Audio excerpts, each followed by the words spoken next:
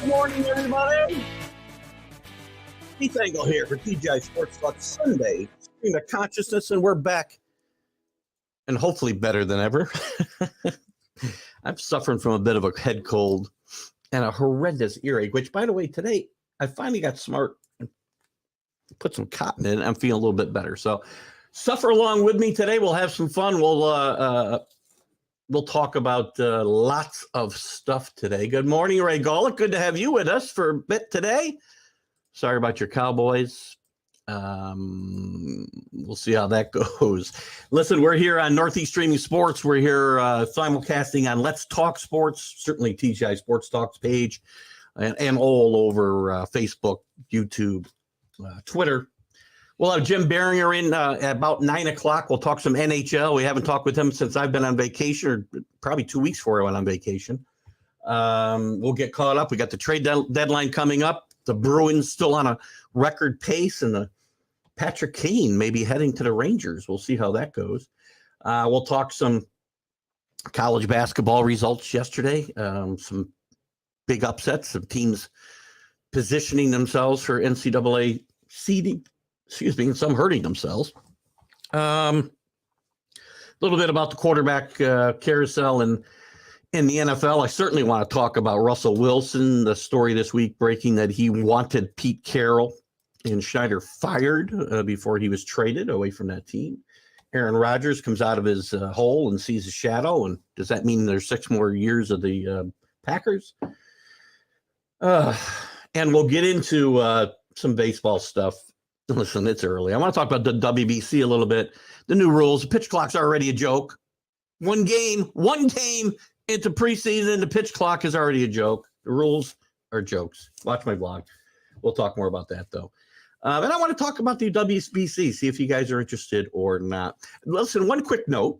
We've been pushing, I should say pushing this, but promoting this for a few weeks now. Dan Harris at Let's Talk Sports has helped me kind of on the producer side, because I want to get back to doing interviews, as I've said, for months. And chasing people is so hard for me. No time. I got time for my real job, and I got time for this, and then the rest is with my wife. But we're back. We're back, guys. We're going to be doing some interviews. I'm going to start Tuesday night. Now, I won't air Tuesday night. Dan and I will talk about when we're going to air them. We're going to record them because it's easier, quite frankly. I lost my list. It's easier, quite frankly, to record the interviews. But I'm going to start off with one a little bit off the beaten path sports-wise. But when you watch the interview, I think you'll get it. Tom Dreesen is a stand-up comic who I have been watching since I was a kid. He's 83 years old now. He's still out on tour. He's still very funny. Those of a certain age will probably remember Tom Dreesen, but he's a huge sports fan as well. Chicago fan, big Cubs fan.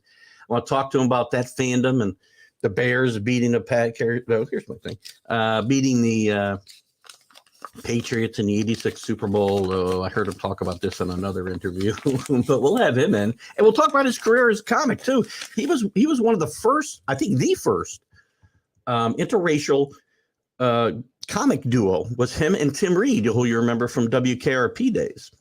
So we'll have a lot of fun, I think, with that interview, and I'm going to be doing that one Tuesday night, and we'll let you know when it's going to air. Also coming up, I'll be going to do all these interviews in March, and we'll see when they air. And I think Dan said he had one more for me. Jim Kern, former Major League pitcher, for 4 years, maybe one of the best pitchers in the American League, late 70s, early 80s. Chuck Foreman, Rick Sherlock, I hope you're here, buddy. I've said this a bunch of times. I know you keep pushing Dan about who he's gotten for me, but Chuck Foreman I'll be interviewing at the end of the month, so that interview will probably air in April. Jim Sundberg, great Texas catcher, still to be determined. Kermit Washington, really very good power forward in the NBA in the 70s and 80s, played with the Lakers, played with Portland, played with Clippers and some other teams, and was involved in one of the most controversial moments in NBA history when he delivered The Punch, which is the title of John Feinstein's book. And we will talk, and it changed the path of Kermit's career tragically. It was, again, it's very interesting story, and we'll see how he feels he fared after that. And lastly, for right now, Matt Robinson, former quarterback for the Georgia Bulldogs, Rick Sherlock, and had some great moments with the Jets and the Browns in the NFL. We'll talk with him this month as well. So we're back and better than ever when it comes to that. So what do we got here? We got some comments. We'll get off to his little start here. Our mess. Again, we'll be all over the board today. We'll probably be literally the stream of consciousness today. I was going to try to get the NCAA out of the way before Jim came on, but we can talk about whatever we want till 9 o'clock. We'll get Jim on, then we'll bounce around from the NCAA to NFL to Major League Baseball. My head is, if you haven't watched my vlog, I think I may have stroked out during that. Oh, God. The baseball rules. What a mess. Good morning, Rick Sherlock. Good to be back. I wish I was not suffering from a head cold. I come back sick every time I travel. My thoughts on the pitch clock? It's a joke. It's an absolute joke. All these rules are a joke. We're artificially changing the game for no good reason. Except they say to speed up the game. There are plenty of rules to speed up the game. They want more offense. So we change rules for pitch clock. You can forget just the pitch clock. You can only make 2 moves to first base. One, even stepping off the rubber is a move to first base. That doesn't give the offense a chance. Another thing to hinder the pitchers. So we keep diametrically changing the game just to force rules that are in the books and stop with this nonsense. And you already saw a ridiculous outcome yesterday because a game was decided. I shouldn't say it changed the outcome, but 6-6 in an exhibition game. But this is not what the rules intended for. 6-6, bases loaded, Braves and Red Sox. And the batter gets called out on a third strike, which never was thrown because he wasn't in the batter's box facing the pitcher with 8 seconds left. Good freaking grief. So there's my thoughts on the pitch clock and the rest of it. And we can talk more about it to Ray. And if you're for it, then God bless you. It's okay. I understand games are too slow. We can speed them up by just enforcing the rules the way they're supposed to be played today. That's all. For 154 years. I got the exact number. Watch the vlog, Ray. It's only 12 minutes. My head will, ugly. Happy snow-covered Sunday, Drew. I think we got a little bit more coming. I'm not sure what we'll get Monday. I think it's the worst thing ever. It's probably not the worst thing ever to happen to baseball, but it's close to it. And again, just another thing to hinder pitchers. Well, it's hindering hitters too. And I can see that they'll find ways to manipulate this rule as well. And that's another thing that just ticks me off, Ray. Why do we have the first replay of a clock violation? I swear to God, I don't know if I'll survive Rob Manfred. I've said many times since Rob Manfred became commissioner, will Major League Baseball survive Rob Manfred? I'm not sure I will survive Rob Manfred. I feel a stroke coming on now. Alan, I will be on. Alan, good morning to you. I'll be on with Alan. We're going to record a show with him right after we finish up here. Not sure what we're going to talk about. Alan doesn't want to tell me what we're going to talk about, so it's a big surprise. But I'm ready for him. Alan's a good guy, and he's doing a good job with his show. Jeff Coate, in respect to his opinions, he did answer your question about Lamar Jackson. Finally, felt he was injured and should not have played. Well, there you go. And I think Jim gives you an honest opinion too. I don't think that's a safe answer by Jim by any chance. And I know, and again, I think him not answering it previously, Rick, was just a matter of, a couple things, probably not the and I don't want to knock anybody. The moderator probably should have been able to get that question in when it was asked, especially about the 10 times over 4 weeks. So nice job, Don. I've been chasing Foreman forever, and let's hope he shows. It's funny, Rick. I said the same thing, I think, when I promoted his interview earlier in the week, and I looked at his numbers, over a 5 or 6 year stretch, he was maybe the best player in the NFL, one of the best players. At the time, one of the most versatile. Guys weren't catching, 70 passes out of the backfield at the time. And And he was a great player, and I'm looking forward to having him on. Tornado chance in Oklahoma. Good grief. Stay safe, Alan. I hope it doesn't happen during our interview. 15. Listen, we don't need any time, though. I agree with 15 seconds isn't enough, but look, there are rules. Go back and watch. I say this all the time. Go back and watch games just in the 70s. Ball goes back to the pitcher. The pitcher's on the rubber, getting ready to throw. That's what you need to do. I'm not saying that this game doesn't need to speed up and guys need to stay in the box. And games were better played in the 70s. I'm sorry. The athletes weren't as good. The games were better played in the 70s, 60s.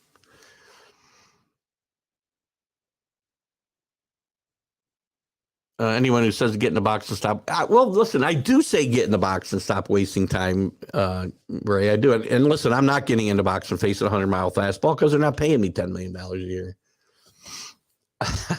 I get your point. But the games will go on forever if we don't. Again, I don't need a pitch clock. So again, pitch clock, go away. There are rules already. You're not supposed to get out of the box. You're not supposed to leave the rubber. You're not supposed to wander around the mound. And listen, I am not inclined to give hitters, and sorry, Ray, I'm not inclined to give hitters any more an advantage than they already have. Every single rule change, and how many times have I said this, guys?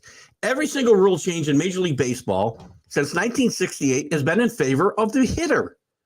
They lowered the mound. We had smaller ballparks. We had the DH. The baseballs got harder. The bats got harder. Strike zones got smaller. Now, again, I don't want a pitch clock. But I don't think the pitch clock was necessarily put in there to hurt the hitters.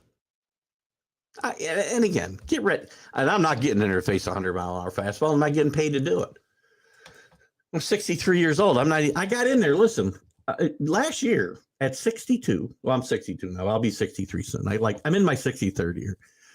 I was hitting against 70-mile-an-hour fastballs after not picking up a bat for about 30 years. Well, no, 25 years, I guess. But anyway. Right, listen, I understand your opinion, right? The batter needs to be safe and prepared to face a 109-mile-an-hour fastball. But anyway, Kenny, snow is a great thing, and I hope it keeps up until June. Kenny, I'm thinking about banning you from the show. I'm kidding. Good morning again, Rick, and Rick saying good morning to the boys. What do you got here? First day of baseball game shows the pitchers enjoyed the pitch clock, especially from the rhythm standpoint. And this is another problem for me. And look, I hope they get into the rhythm the way they should, and we don't need the pitch clock. It will have unintended consequences. That is my problem. Just like we saw yesterday in a meaningless exhibition game, I understand that. It will have not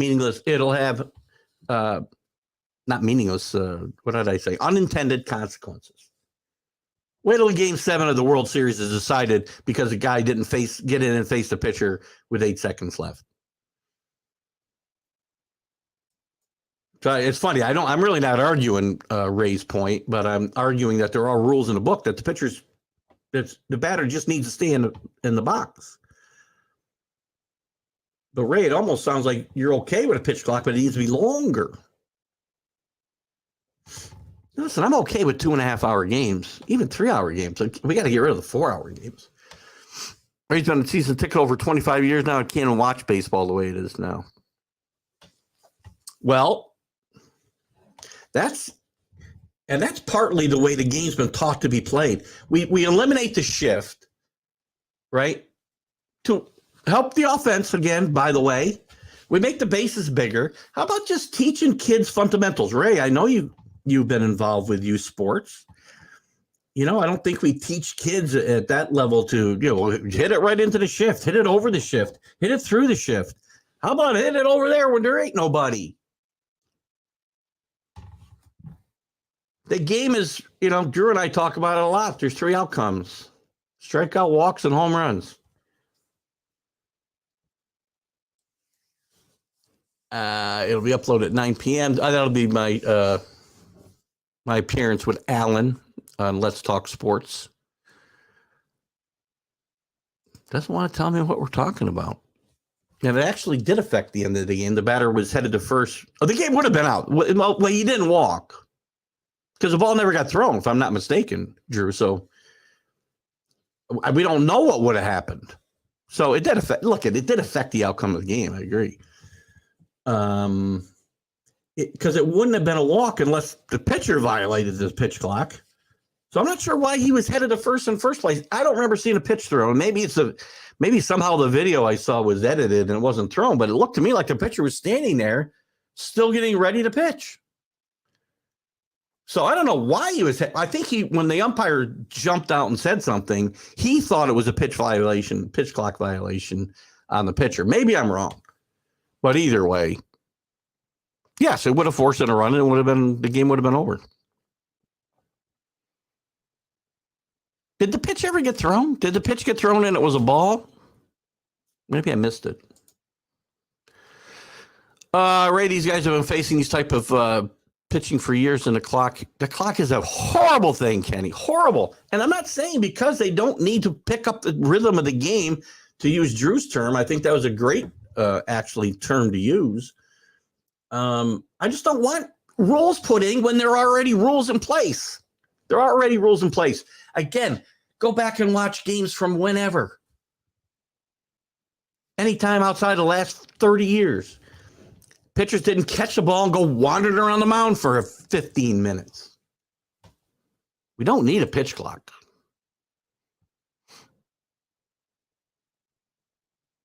But how come they didn't need it? How come the rate? Explain to me. And I know there's more guys that throw 100 miles an hour today than there were in the 60s, 70s. But they didn't take 20 seconds. Most of those guys stayed in the box.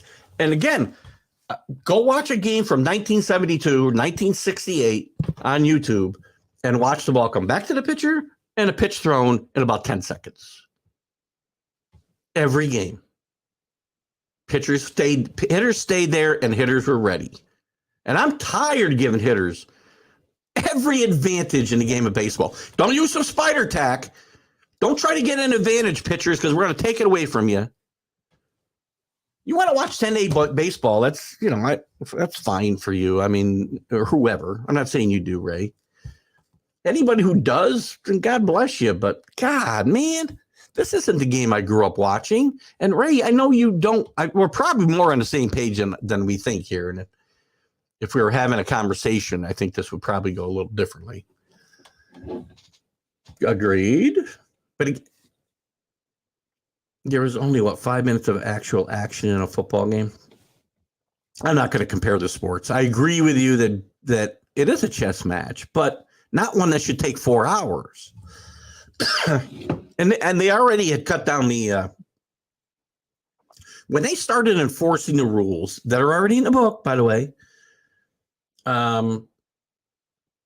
had already sped up the games. And the rules in the book are you don't leave the rubber, you get the ball and you're ready to pitch. You stay in the batter's box. Those rules are in the Major League Rule Book. And if baseball wants to speed up the game, let's stop checking pitchers every inning. Let's shorten the commercial breaks. Let's. By the way, nobody ever talks about that because we can't hurt the TV side of it. Kenny will have a comment for that. I know, and he's right. But we don't need to check. We don't need to. Why are we more worried about this? We are guys running to first base, running to second base, turning singles into doubles, or doubles into singles, triples into singles, triples into doubles. That's why the game's unwatchable. We got to check pitchers when they come off every half inning. No, I'm not saying it is good for. It's not good for anybody. The rhythm of the game should be natural. Absolutely 100% agree. So I think we're probably on the same page here. Ray. Just enforce the rules that we already have. No, 45-second clock. What's that 1 minute between? No, don't have a clock at all. I'm not going to argue for a longer clock, a shorter clock. I'm not going to argue for any clock at all. I want to put the onus on the umpires to enforce the rules we already have and keep the speed of play moving along. It worked for 154 years. Well, 144 of them anyway. These pitchers are only pitching 1-2 innings now. That don't matter to them. They come in the regular season. Pitchers will be against it too. I think the pitchers are against it or will be. I think Drew's comment, and I don't disagree, the rhythm of the game needs to pick up. There is too much dead time in baseball. You don't need, and listen, there's no bigger baseball fan than me. Everybody will say that it's a baseball fan. I get it. But I want the game played the way it's been played forever. We don't need to change it. People keep telling me that I need to change my thinking, that I'm a dinosaur. No, I'm not. Keep fixing things that aren't broken. There are ways to speed up the games. Shorten the commercials. We'll check that out. You know this rule is going to get manipulated badly, right? I'm glad to see we have such lively activity on this too. So, and nobody disagreed with my vlog from Friday yet. We're just ripping into every single new rule there is. People don't understand they are pitching into the shift as well. Oh, come on. I get that. Nobody, but they don't teach mechanics and fundamentals the way they used to, Ray. You cannot argue that point. Watch every guy take the same swing with 2 strikes as he does with none. Watch all the way to, not every one of these guys, which is why the Yankees need Andrew Benintendi back or somebody like him. Not another strikeout machine. You know what? Joey Gallo's the only person you need to watch. Same swing. 0 strikes, no strikes. Don't need to eliminate the shift. Are you telling me that pitchers are that much better now than they were forever? When the shift was done to Ted Williams back in the day. Ted Williams was only the greatest hitter of all time, so he was able to get around it. A lot of gamesmanship, right? That we certainly agree there. I guess this is where we'll have Jim Biringer on here at 9 o'clock. We'll be moving to the NHL, so we'll finish up your comments here. But keep them coming, and we can pick this discussion up. I don't care if that's all I talk about all day.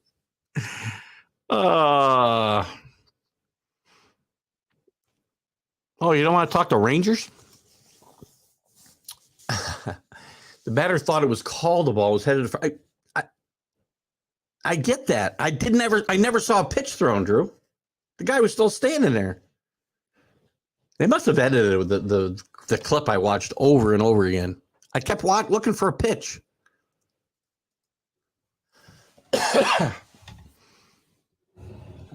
No, limiting throwing to first base is a horrible idea. And the bigger bases are not needed. So the game's been 90 feet between bases forever. Now we blow that up. It's not diametrically, that doesn't diametrically change the game at all. Can't step off. A lot of pitchers with great moves don't give you your best move the first time.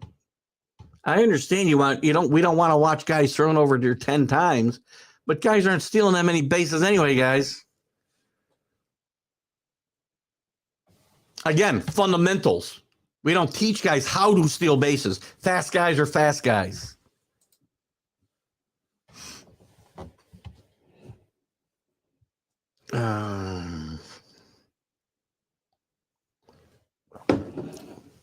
Maybe. I get it, Ray. I think I've had the same conversation with Carlos, the Mad New Yorker, believe it or not. So I'll put you two in this corner and the rest of us over here. About how better the pitchers are today. They aren't. They're babied, they're coddled, they're not as good as pitchers from years ago. The good pitchers. Pitching is maybe there are more guys who can throw 100 miles an hour. Oops, sorry, I missed something here. Excuse me.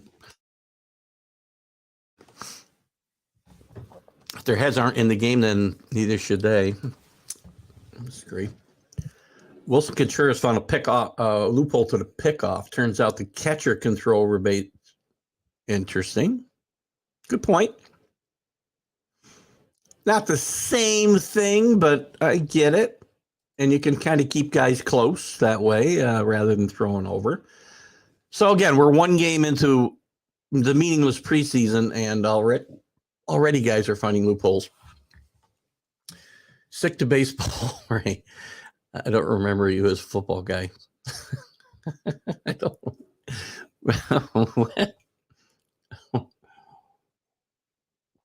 I think he was talking baseball. Oh, gosh. Yeah, don't take offense, Ray. I mean, I'd like to. Everybody's entitled to their opinion. I will tell you, I'm going to repeat the Billy Packer comment from when he passed away. I never heard this before, but it fits me to a T. Oh God, I'm trying to remember the comment now. It's I'm often wrong, but never in doubt. So when I believe something, I'm going to argue it passionately. So what does that mean for baseball? What? So what does that mean for baseball? About 2 minutes? Oh, we're talking about the 45 seconds. Yeah, I know. That is a problem. Agreed. Listen, I don't want the rule. Let me make it clear. Don't want the rule. A few of the majority of pitchers and batters don't do what they made the rule for. No, listen, some guys are in there. And listen, as I said, a few years ago, they started enforcing the rules in the book. And it did speed of play. But they didn't take it far enough, I don't think. The umpires, I think, are afraid to enforce the rules.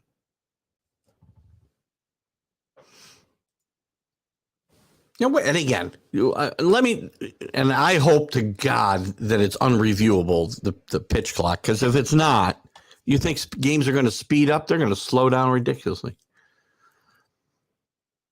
Umpires are supposed to dictate pace of play. They dictate it by saying, get in the box and get in the rubber. I agree. So I think the only one who said they agree with it is Kenny. But again, only for the reasons that we want to speed up the speed of play, and the rules are already in the book, so we don't need it. This is exactly what I've been talking about. They can put the ball. It's happened. I've seen it a bunch of times in Jesus, dozens of times I've seen umpire point to the pitcher and say, throw the ball. I've seen it in the World Series. Get rid of the batter armor and see if they can hit it all. Well, I think they'd still hit, but I'm all right. I get it. Nobody pitches inside anyway. Pitchers don't pitch inside. Another thing, by the way, I mean, I know, Ray, you think these pitchers are much better today, but they're afraid to pitch inside, most of them. And then when they do, batters don't expect to get thrown at, and they do have the protection of the armor. So it's another thing that actually helped the hitter. I am too. Don't get me wrong. I'm a huge fan of small ball. Not that you don't need home run hitters. Let me get through these real quick. I see Jim's in our waiting. We're going to switch to hockey here in a second. It's why Houston is winning championships and you can get killed in postseason. Absolutely 100% agree. Any true hitter can put the ball anywhere. A good hitter. Tony Gwynn could find a way to take it inside. Look at Derek Jeter took inside fastballs to right field all the time.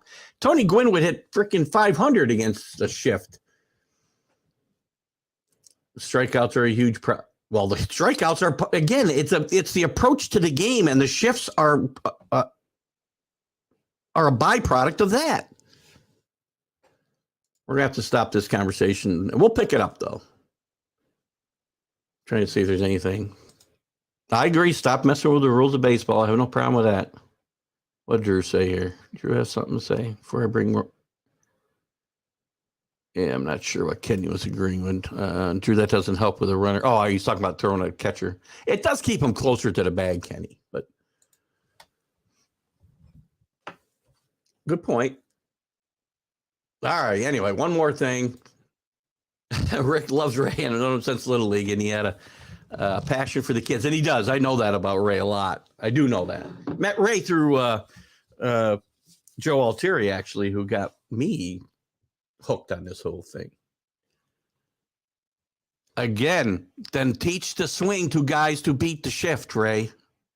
Okay, anyway, let's move on. Our next guest will be, let me find his banner here before we get going here.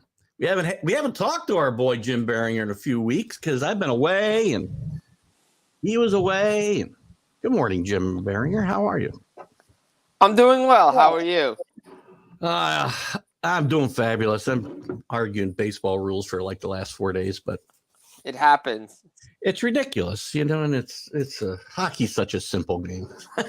It could be a simple game. No, I know. I say that jokingly a little bit, but we make it harder than we have to in the world of Major League Baseball.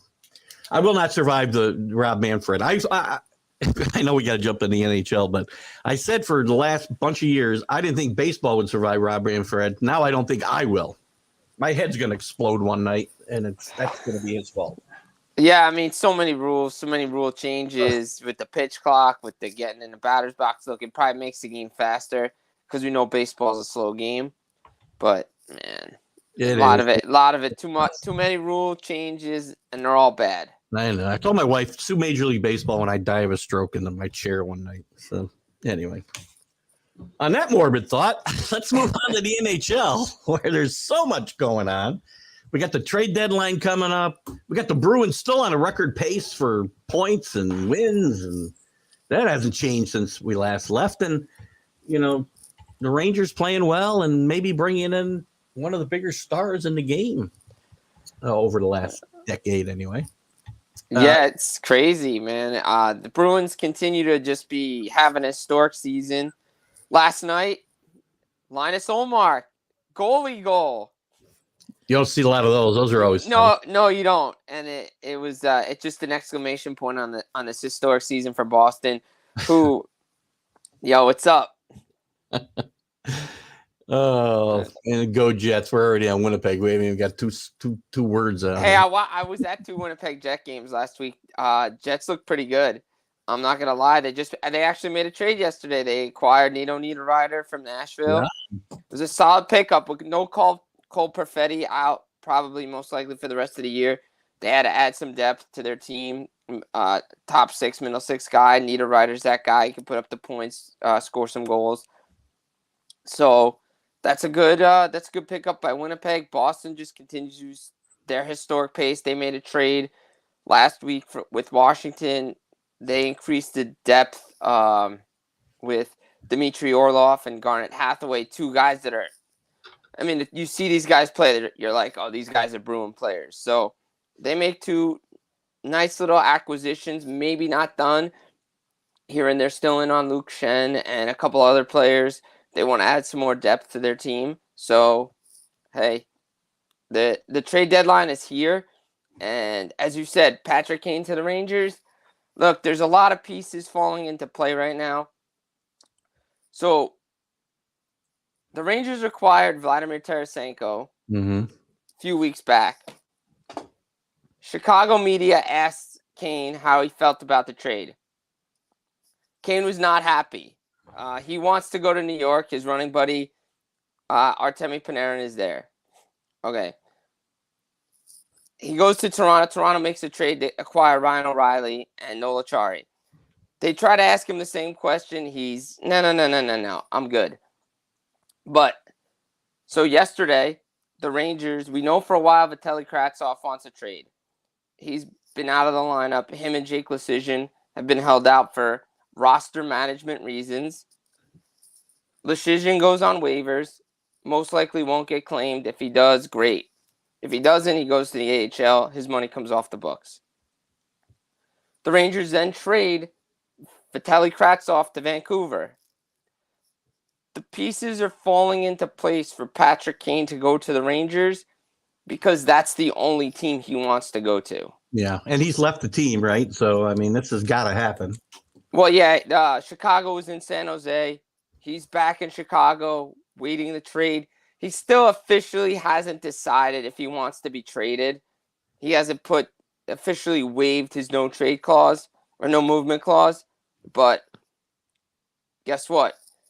If Ryan Lindgren goes on LTIR today and he's out past a certain time because of his shoulder injury suffered at the hands of TJ Oshie in yesterday's game, the Rangers can make the move today. If not, it's going to have to wait till the middle of the week.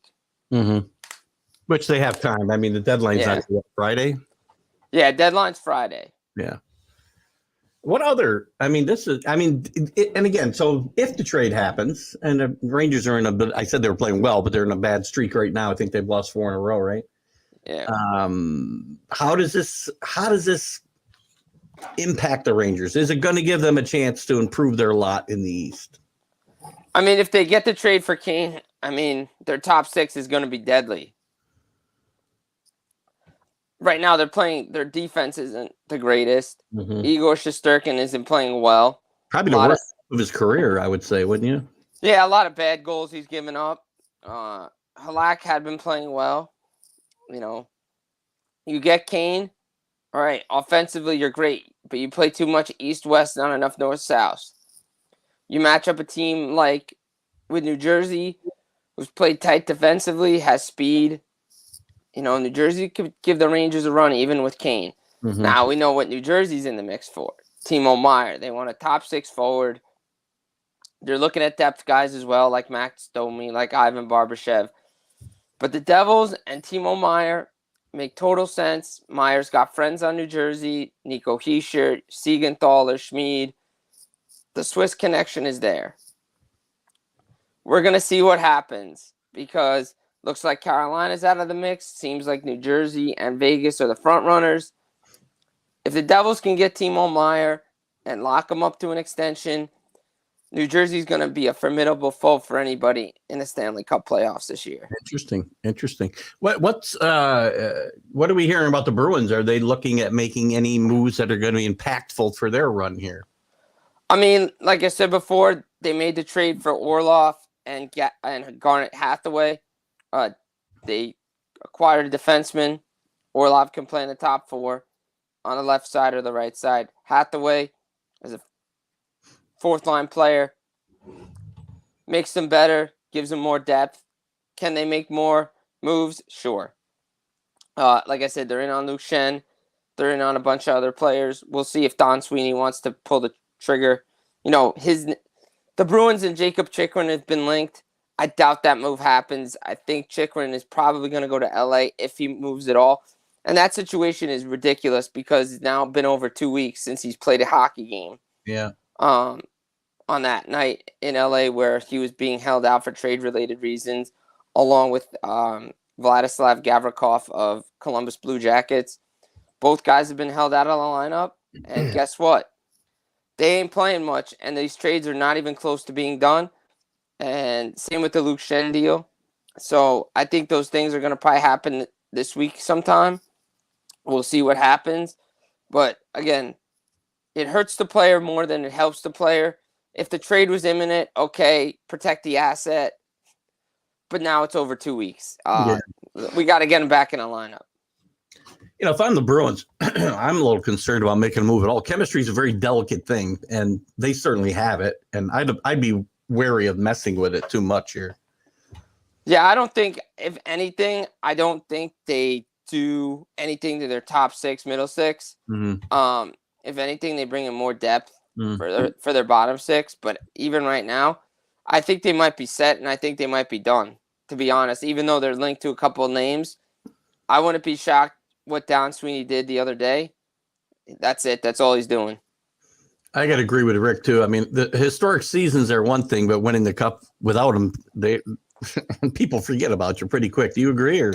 Yeah, I mean, it doesn't matter what you do. I mean, look at Tampa that one year. They had this great season. They lost in 4 straight to Columbus. It doesn't matter. Yeah, I agree. I mean, you think about some of the great. It happens in baseball and football too. Teams have great regular seasons, and nobody remembers them if they don't win. So. Nobody cares. Right. We talked about that. Carlos talking about the Rangers needing some bruisers. I mean, I think the worst thing they did was trade Ryan Reeves away. I think he just brings an element to the game that you don't see anymore. But you can get physical. You're an enforcer. They're too easy to play against right now. To be honest, they can get pushed around a little too easy. Yeah. And I think with Revo out there, he would have been an excellent fit for this team. I know he doesn't have the speed. I know he doesn't have all that. But guess what? Just his presence out on the ice makes guys stop doing stupid stuff because they know they got to retaliate. I'm not sure what Kenny means here. Buffalo's a good season, a good example of a good season. They're having a good season, but maybe they had some great seasons where they didn't win the cup. I'm not sure if he's talking. I think you may be bringing the NFL comparison in here with the Buffalo Bills. Maybe so. That's a good point. I wasn't thinking outside the box there. Yeah. And what about the Islanders? Rick is wondering, what can they do to improve their lot? All right, so the Islanders started this whole pre-deadline trade. Lamoriello made the trade for Bo Horvat, signed him to an 8-year extension. And, they're right in the mix. I mean, the Eastern Conference playoff mix this year is a lot better than it was last year. No Matt Barzal right now. He's week to week. The Islanders need to figure out a way to score goals. That's always been their problem. We've talked about this for how long I've been coming on the show. The Islanders just can't score enough. Yes, Ilya Sorokin is a great goaltender. Yes, this team is dangerous when they get into the playoffs because of the goaltending and the defense. But you got to get there and you have to score goals. And right now, they're not doing it. You can't average 2 goals a game for, what they're doing to get in the playoffs. Yeah, they score 5 here. Yeah, they score 6 here. But on every night, it seems like they're going to score 2 goals. Bank on it because that's what they do to survive. They play good defense, and they score a couple goals when they can. Now, the Horvat acquisition has been great. He's, lived up to expectations since he's come over from Vancouver. They still need something else. And I think they need another goal scorer for this team to go anywhere. And maybe it might be time, similar to what we're seeing in Nashville, maybe you look towards next season and you start moving some assets. I know they sit in the first wild card spot. Buffalo and Detroit are only a couple points back, same with Florida. I'm just not sure this Islanders team, whoever they play, they're going to be able to get out of the first round. You do see them making the playoffs? I don't know. I mean, it's just they have to score more goals, and they just can't always rely on Sorokin to win games. I thought Sarah Trotz was going to fix all that. That's funny. I thought Lane Lambert was going to fix all this stuff, too. Right. And here we are again. Right. The goal scoring is still a problem. Well, maybe it's the guy who's bringing in the players. I don't know. Yeah. Yeah. Just a thought. I know it's a little just a thought. Exactly. Out west, things are a lot tighter, and certainly nobody running away out there. What's been happening there? What should we be looking for trade deadline or otherwise in the West? Yeah, I mean, look, Seattle's historic season, comeback season. Now they're sitting in a wild card spot because of the way Edmonton's playing, the way LA's playing. Dallas, Winnipeg, right there in the Central still. Dallas finally ended the 5-game skid, but it's not enough because Winnipeg and Colorado right there, especially Colorado, they were out of the playoff mix for a while. They were struggling with the injuries and everything. They're finally starting to put it together. Mikko Rantanen, Nathan McKinnon doing their thing. Colorado sits in second in the Central. Over in the Pacific, Vegas Golden Knights. Let's see how their goaltending does. Aiden Hill, Laurent Brossoit with Logan Thompson not there. Can they get in? I mean, the West is so crazy. You could go on a losing streak and be out of the playoffs. Or you can go on a winning streak, be in the playoffs. And no Mark Stone hurts for this Vegas Golden Knights club. Let's see if Jack Eichel can do some things, get this offense going. They have money to use, cap space to use. I wouldn't be shocked they try to... Look, if it's not the Rangers, do the Vegas Golden Knights try to make a play for Patrick Kane? They have the cap space to do it. They could bring him in. I could see it happening. Will he go there? Again, Vegas has an opportunity to win. Does he want to win? Vegas, Patrick Kane, bright lights, showtime. You never know. LA is going to make some moves. They want to add some defense. Edmonton wants to add a defender. Can they bring in maybe a Chikrin? They've been linked to Eric Carlson. I don't think that deal gets done now. I think it's more of a summer move. Winnipeg started the trend out west. They had a Nino Niederreiter. Calgary's just been a complete disappointment, yet they're not too far out of the playoff mix. It's strange. You can't play fantasy hockey in real life hockey because it doesn't matter the plug and play players you put in. Guys are not adjusting to Daryl Sutter's system, but that's not on the players. The goaltending has to be better. Jacob Markstrom has not been good. He hasn't been good since that Edmonton series, and it's carried over into this season, and the Flames are struggling because of it. You just can't rely on Dan Vladar to carry the load. Minnesota right in there still. They've been brokering deals as a third-party team to get some deals done. I mean, the West is so wide open, but Nashville and St. Louis have indicated that they're going to be sellers. And now let's see what Vancouver, let's see what Arizona does, let's see what San Jose does, Chicago does, selling off pieces. Because we know those teams have players teams want. And if I'm the Vancouver Canucks and I'm a fan of that team, I will be very, very disappointed if more guys don't get moved at the deadline. Because this team needs some changes. And I think guys like Luke Schenn will be moved. Brock Besser needs to be moved. Maybe Tyler Myers needs to be moved. And just focus in on the young guys on that team.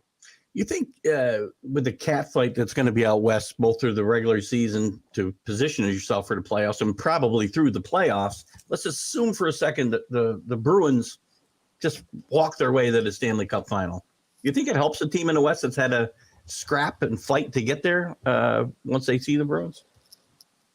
Maybe it does. Maybe it doesn't. I mean, you don't know. I mean, the East feels like it's going to be a dogfight all the way to the Stanley Cup final too. Right. I mean, the Bruins, there's no guarantee they're going to get to the Stanley Cup final. Making a huge leap here, right? That they're going to walk their way to the playoffs. But here's the thing. If they don't, it's a major disappointment. If they don't win the Cup, it's a major disappointment. Obviously, we've seen what Andre Vasilevsky and Tampa Bay can do in the playoffs. We know what Toronto's done. They got better. They're going to try to make some more moves. Tampa has yet to make a move.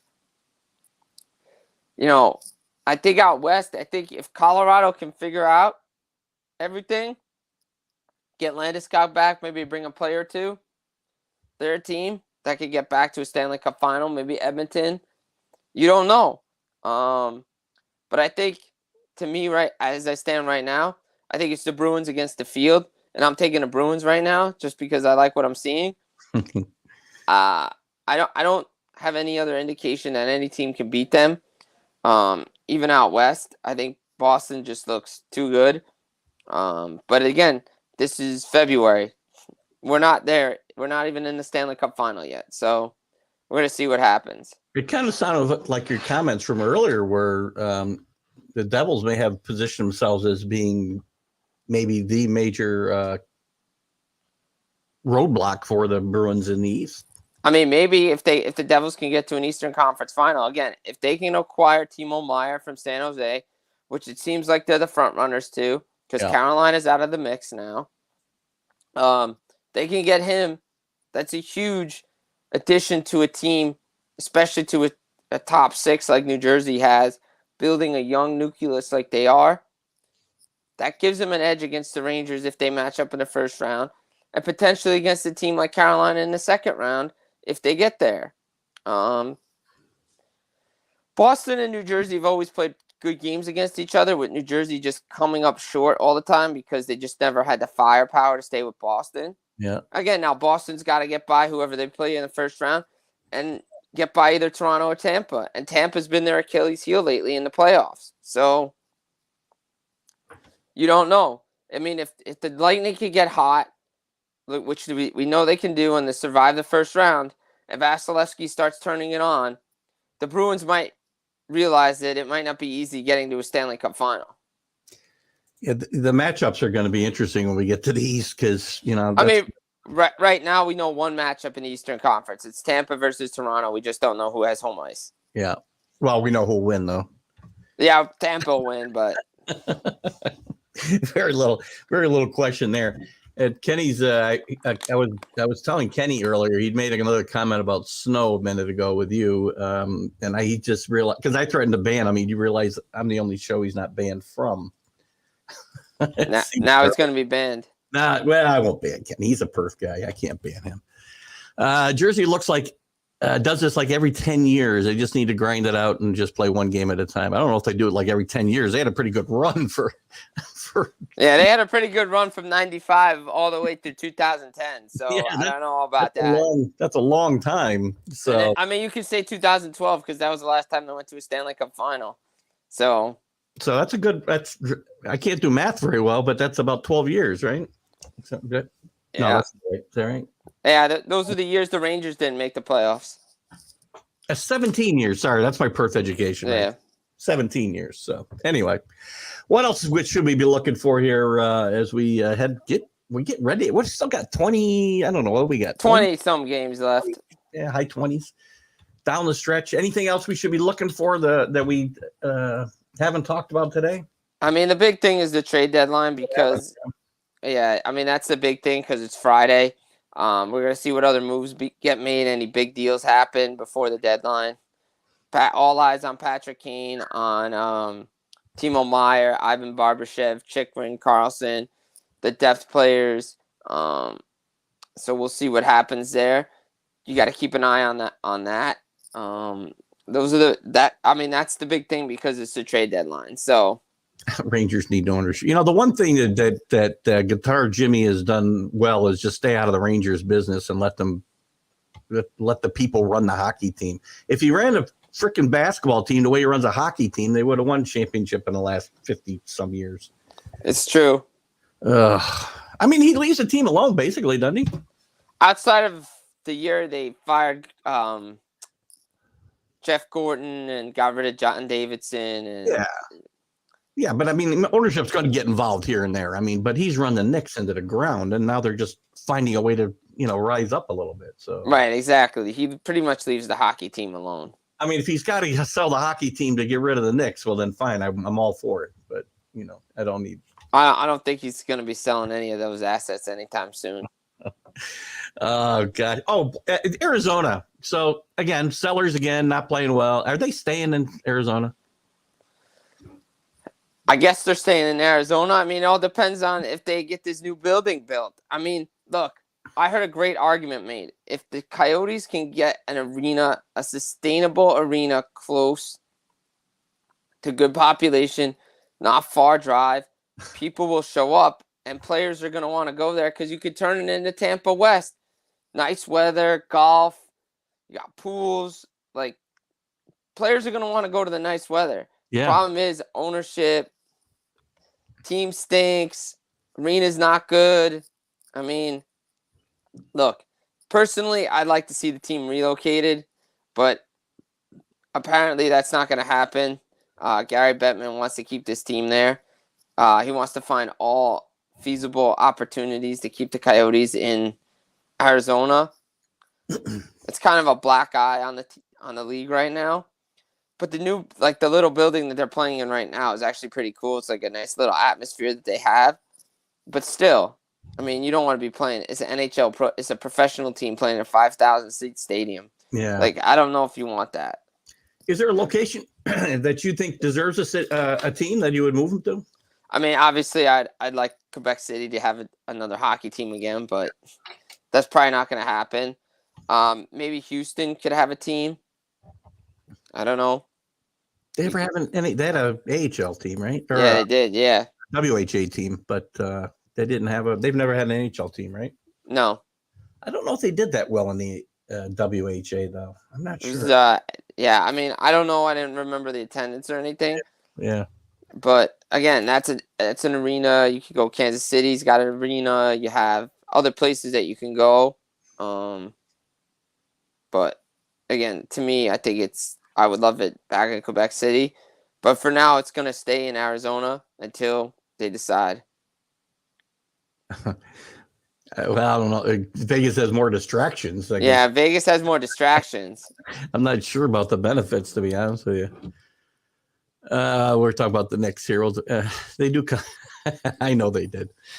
Rick's not an NBA fan, so we had a little Knicks discussion this morning. So anyway, I guess next week we got to have you in next week because we got the trade deadline results to talk about. We've had so far trickling in big time for the Rangers and maybe impact their season. It's going to impact obviously a lot of teams' seasons here, and we'll see where we're going to predict these teams to go after the deadline next week if you're up to it. Absolutely, I'll be up to it. It's going to be crazy if Showtime goes to Broadway. Oh, man, look out. But again, they got to stop the puck, see where Meyer goes, Chikrin, like all the dominoes, where are these dominoes going to fall? It's going to be interesting, a lot to check out. Obviously, March 3rd is the trade deadline. Things can happen before then. And, it's going to be crazy. And Kenny wants to set up a road trip for us to go to Jersey and watch you play some hockey. Sure, why not? Anytime. What's the prices to the end of those games anyway? Not much, free. I don't know if I can afford free. Jim, thanks a lot. Listen, we'll have you in next week, and we always appreciate you coming in and letting us know everything that's going on in the NHL. Thanks a lot. Hey, thanks for having me. Always a pleasure to be on. Have a good Sunday. You too. Bye-bye. The great Jim Biringer from FullPressHockey.com. If you're not checking out that website and you're a hockey fan, you need to do so. You can also catch Jim on a lot of the other Let's Talk Sports shows as he does some stuff of his own, plus he contributes quite a bit. So we didn't get this in, but the Nordiques, Quebec, we were talking about bringing the team back to Quebec. The Nordiques moved. Where did the Nordiques move? Did they end up being the Avalanche eventually, I think? North Dakota should have a hockey team. Yeah, I'm sure that they would pack the ceilings in North Dakota because there's nothing else to do, but I'm not sure that's going to happen. And, of course, thanks for being here. It stops to talk about basketball. We weren't talking basketball. Where were you, Kenny? Oh, it eats up time, so I don't have time to ever talk about basketball. I was going to talk about the Knicks a little today, but maybe we won't. I don't know. Bear with me a second here while I adjust my earpiece. God, I'll tell you guys, I don't know if you ever had an earache. I've had a cold, and I think I've got a sinus issue that is affecting my ear and my teeth. Now, I can handle an earache. I can handle a toothache. I can handle a sinus headache. I cannot handle all three at once, and that's what I've been dealing with the last couple of days. And that's the end of me crying. We're not firing Tibbs. Carlos, you got to pay attention to what's going on and read between the lines and read the tea leaves, buddy. They got a superstar playing at the top of his game. They brought in a great piece to work with a kid he played in college, and Brunson and Hart. Barrett played a really good game, beating a really good Pelicans team the other night. This team is on their way. We won't talk much basketball, I promise, Kenny. We'll move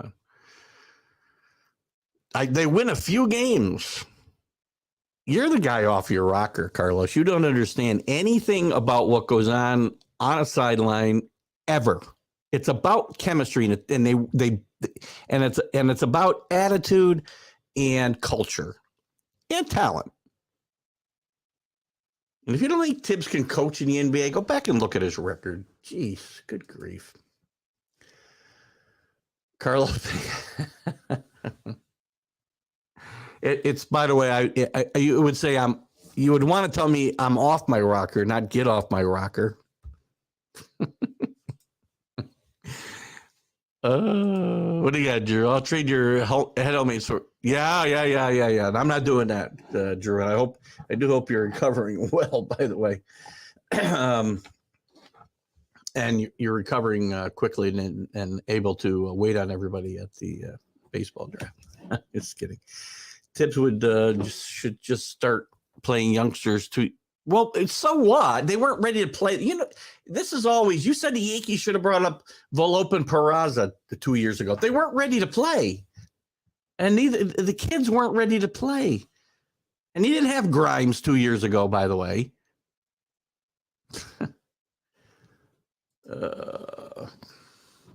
Yeah.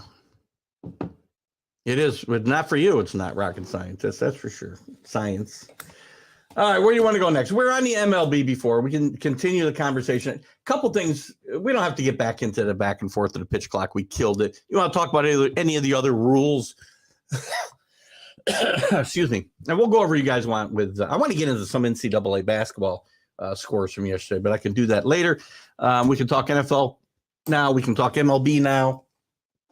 The other thing in the MLB that I'm really interested in, and I believe we start.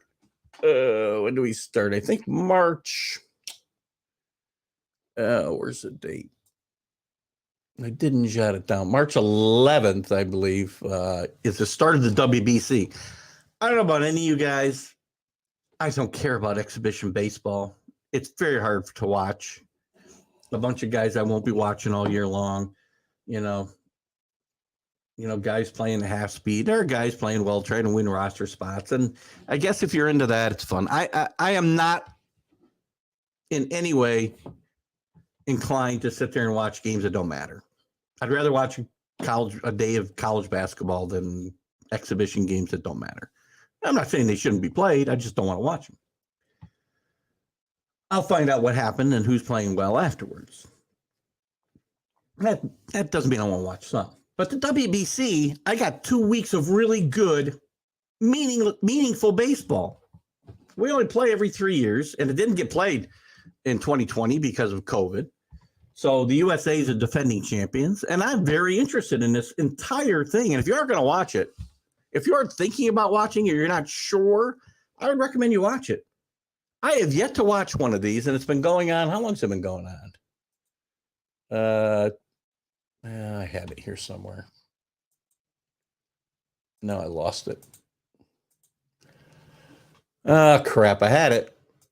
Here it is. Since 2006. Every one of those tournaments I thought has been a lot of fun to watch. And you've had Japan win twice, the Dominican win once, and the U.S. win once. And really no surprises that those teams would do well. Some surprises through the year. The Netherlands, who Bert Blyleven, another guy I would love to get. I'm working on getting an interview with. The great Hall of Famer, Bert Blyleven, is the pitching coach for the Netherlands. That's where his family's roots are. May have been born there. They finished fourth the last two tournaments. That's for the Netherlands. That's amazing. I don't think there's any other teams that have finished in the top four that really is shocker. I'm a little worried about the U.S. team. The U.S. team's offense is tremendous. They've got a tremendous lineup to put out there in all these games. I worry a little bit about the pitching, but it seems pretty obvious to me because the pitchers, and the problem with the tournament is when it's played, right? Pitchers aren't ready to go more than, whatever, maybe by that time, 4 or 5 innings. But there aren't a lot of starters you're going to know much about that you're going to see on this roster. There's a lot of relief pitchers, which makes sense given the fact that you're going to only bring guys that, are used to going a short period of time. So anyway, I think WPC is a lot of fun. I didn't say it didn't. I said it's games that count. And I watch soccer because I root for my country and I like rooting for these types of events. And if you don't think that games like this are more exciting to watch than exhibitions that don't count in the standings, is what I'm talking about, Drew, then, hey, look, at pace is what it is. I prefer to watch these games, and I will not miss a game. I'll sit up at 1:00 in the morning watching Puerto Rico play Japan. I don't know if that'll happen, but I'm just saying it's a lot of fun to watch, and it's really good baseball. So anyway, we got a couple. Spring training is always fun because you get to see if injured players are healthy. Yeah. See, I don't. I'll watch a game and turn it on for about 2 innings. If there's a guy who's hurt, I'm curious about, I'll watch and see how he looks. But I can go back the next day and see everything I need to see in about 10 minutes by, pulling up game highlights. And because the wins and losses don't matter to me that much. What matters is pitchers and coming out healthy, players coming out healthy, guys getting ready for the season. You know, the games to me mean nothing. I'd rather know how the guy's working out in camp, what his work ethic is. You know, I mean, again, you know, taste is something that is certainly different in many people. I just never have gotten excited about exhibition baseball, or exhibition football for that matter. You know, watch the starters. You know, later on in March, the season starts into March now. Anyways, as you get 3 weeks into it, I get more interested. But again, to watch, you know, Aaron Judge play against a guy who's going to be pitching in Double-A or something, I just don't have a lot of interest. Who thinks the bigger bases will cause injuries to runners? Now, first, they put this in, by the way, on the theory that it would decrease injuries. I think that's debatable. I mean, if I'm a player, I can go where the guy is. I mean, yes, you have a bigger target to slide to. But again, for 154 years, there was 90 feet between every base. Now there's not. And not even every base is the same distance apart. And you'll tell me, oh, an inch doesn't matter. Well, it does. How many bang-bang plays you see in Major League Baseball? Why do we have to diametrically change the game for zero reason? You want more stolen bases, which this will increase? What stat did I see somewhere? Do I have that up? Bigger bases.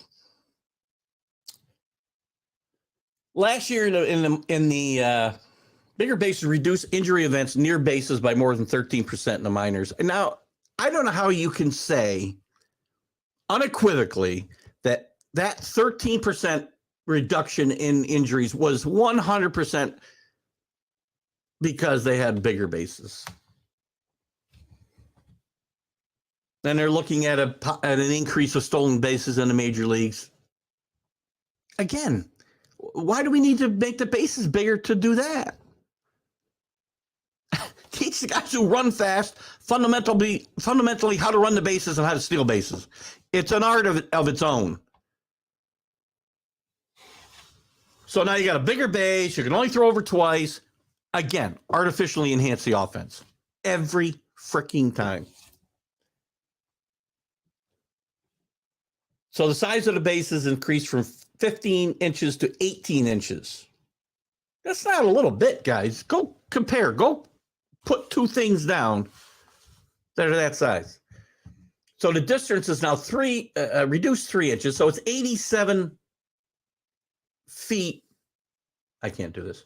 87 feet, 9 inches to first base, not 90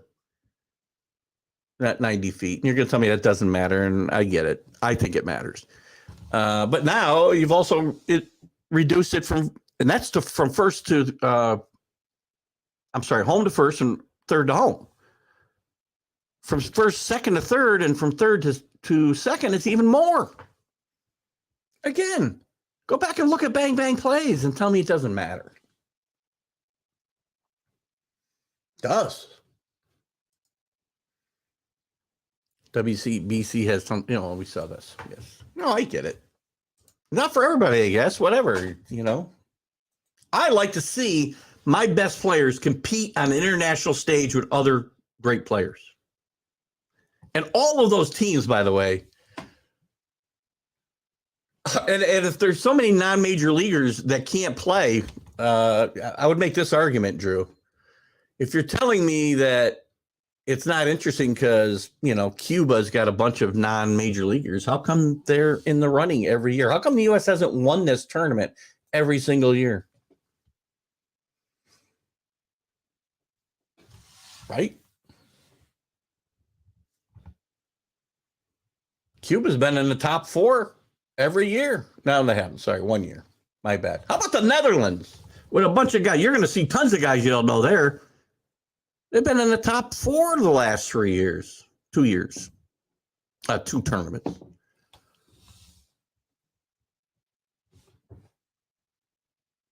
U.S. has had a hard time even making a top four. They won 3 years ago. Oh, wow, 6 years ago. And they finished fourth in 2009. There's a lot of good baseball talent that doesn't seem to find its way to the major leagues. That's all I'm saying. And I know there's reasons because these guys aren't, the best players don't go. Well, best players don't go.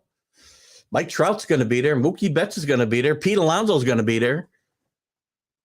Who else is going? JT Realmuto is going. Will Smith's going. Tim Anderson's going. Nolan Arendo's going. Jeff McNeil, Paul Goldschmidt, Trey Turner. Wow.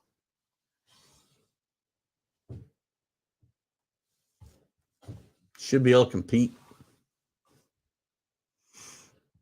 What do you got here, Alan? Baseball's getting so stale as a product because of these rule changes. Basketball's unwatchable. The stars sitting. This is why I prefer the NFL over anything.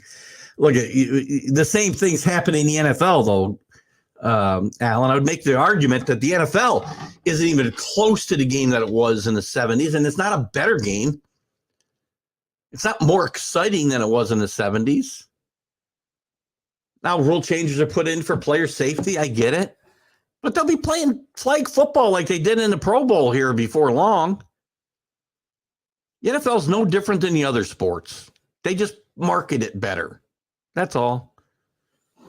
And I did see a comment. Ray's probably gone. I saw one of the comments that baseball is supposed to be long. It's not supposed to be 4 hours long. And I don't think baseball is a stale product because young people, by the way, and I'm sorry, Alan, this will be directed at you and people in your demographic, but baseball's stale because you want something happening every second. And as Ray said, very much happening in football for a lot of the time. Baseball only needs to enforce the rules into the game, get people who are coaching and managing teams to correctly instill fundamental baseball a fundamental baseball approach to the games, to hitting, to fielding, to base running, and you will get a game that's not stale. You'll see hit and run more, right? Manufacture runs more. Don't just sit and hit into shifts and hit over shifts. That's why the game's stale, because you guys want to see something happening every time. And the game became stale because MLB believed that they needed to get the young people involved, and we needed home runs. We needed home runs. Worst thing ever happened to baseball was the Sammy Sosa and Mark McGwire chase, which was steroid driven, and Barry Bonds breaking the all-time record artificially. So, again, they've made it stale. And all these other leagues have done the same thing. What's Drew got here? Have no issue with the WBC just saying it doesn't make spring. Oh, no, I didn't. Listen, I'm not saying it doesn't make spring. You like spring training. You like spring training. For me, like yesterday, I couldn't sit there and watch the Yankees play 9 innings. I watched the Yankees play like 2 innings yesterday. And also watched a lot of college basketball, which was very exciting and very important. Columbia team getting better every year and very exciting. Good for baseball. I don't know whether it's good for baseball. It's good for Columbia. Who they got? Let's see. I got all the rosters here. Where'd they go? Let's just see real quick. I like to see what major leaguers might be playing on. I think the favorites by the way this year: USA, South Korea, Japan, and I think the Dominican. Let's check out Colombia, Italy, Netherlands, Panama. Maybe they're not in. I don't see Colombia in the tournament. Well, kind of. There they are. Sorry, my bad. Any major leaguers? Mexican League's professional baseball. I don't need to know Nabil Krismet. Luis de Avila. I think I know that name. Pedro Garcia.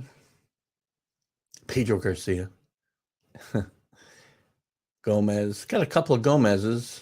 No big names from the major leagues playing for Colombia. But again, South America has been a hotbed.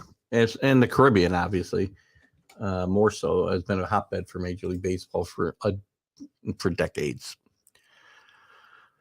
We also watch football to see great hits and good defense, which we never get to see hardly. Gosh, I tell you, I often will watch NFL films, old NFL films from the 60s, even the 70s, and some of the stuff that the defenses could do. And I'm not saying they should be able to do all of it, but they let them play. They let them hit guys. And unfortunately, and you're right, Kenny, people tune in to watch the violence. They turn into a NASCAR race to watch crashes. Look for crashes. I don't want people to get killed. Don't get me wrong. The casual fan, they turn in. The NFL was built on two things: gambling and violence. No two ways about it.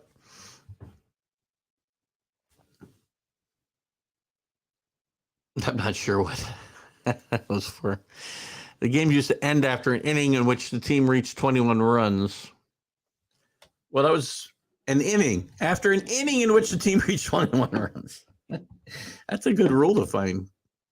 I don't think changing that rule was bad, because how many times have teams have scored 21 runs?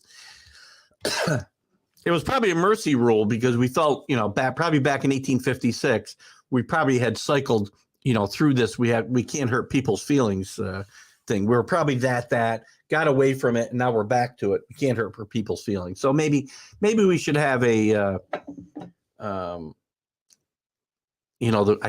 just lost the name of the rule when I was a kid. The mercy rule. Yes, because we don't want to hurt kids' feelings.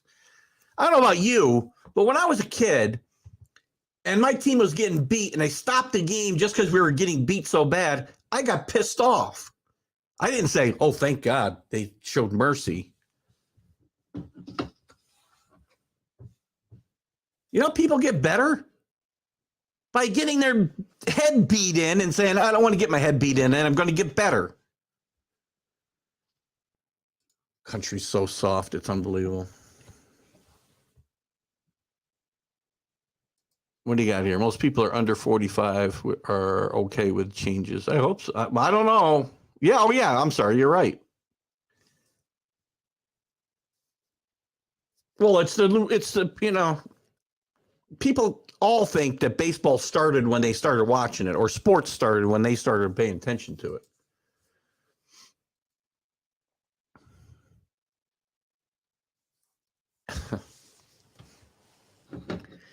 Carlos, you try to dive too deep into these subjects, but I agree. Media drives everything. Media/money, thank you, Kenny, drives everything, unfortunately.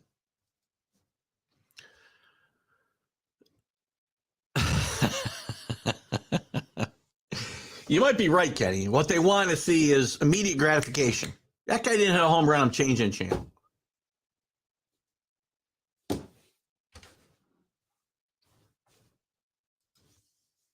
Two to one game. I can't watch a 2-1 game. I watch this thing for 2 hours. 2 hours. 2-1 games just get played in 2 hours, by the way, without any rules, pitch clocks to make it happen. There's nothing wrong with a well-played 2-1 game. Nothing. But not today's generation, which is why rules changes get put in to help baseball become a video game and just a caricature of itself. TV people need to have a determined end of game.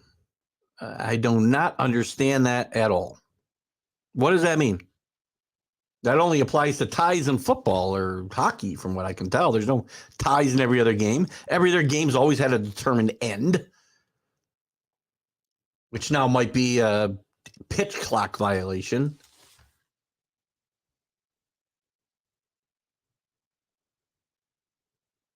What? 1900 plate change from square to 5 seconds. Again, I didn't say there were no rules changes, and So apparently, Billy Waldo has taken upon himself, since I said the game's been okay for 154 years, to find every rules change. By the way, I didn't say that rules haven't changed. Rules have changed.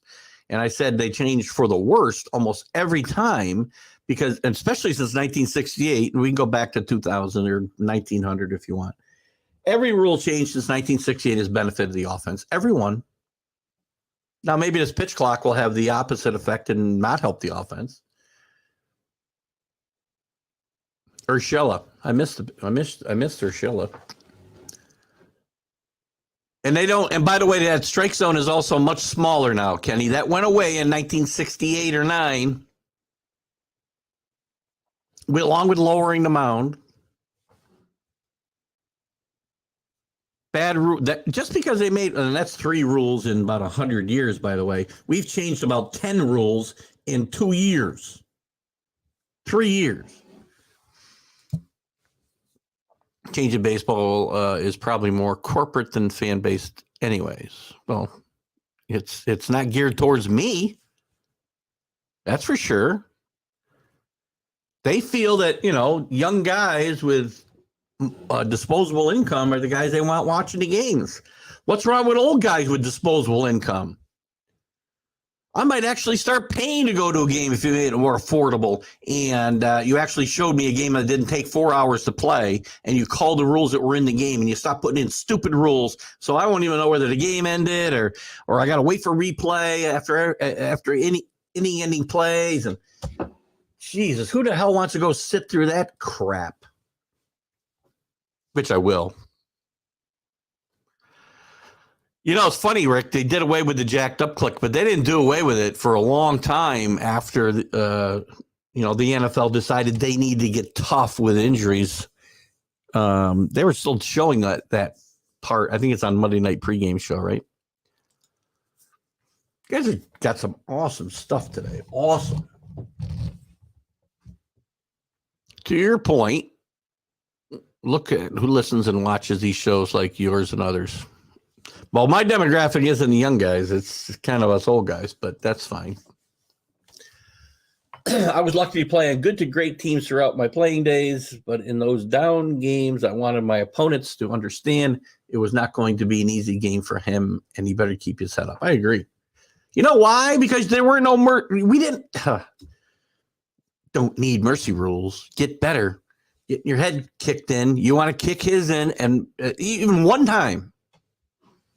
Anthony Price, how are you? Sorry, Anthony, I wasn't doing the show live or the vlog live the other day when you were commenting. And I know you're for the pitch clock, I think based on a comment you put in there. The only one I didn't like. And I was trying to comment, and I was having trouble commenting for some reason after the fact when I went back to look at some of the comments. If you make the game faster, you should be giving players full contract. I'm not sure. If you're making the game faster, you should be giving players full contract. Well, they are. Maybe a little clarification there, Kenny or Anthony. Sorry. Listen, I tried to ban Kenny earlier, just an FYI, just for his snow comment. We don't want snow. I don't need to be coming back from 10 days in the Caribbean to see this. Doug. Neil, welcome, Neil. I haven't seen you in a while. Well, I haven't seen anybody in a while. It should go with a larger zone. Stop all these 3-2 counts. Again, you know what I love? You know what the stupidest comment I hear during baseball analysis during games is that players need to adjust to the umpire's strike zone. There's only one strike zone. And again, whether it's, armpits to the belt buckle or whether it's knees to the elbows, whatever you want it is, that's what it is.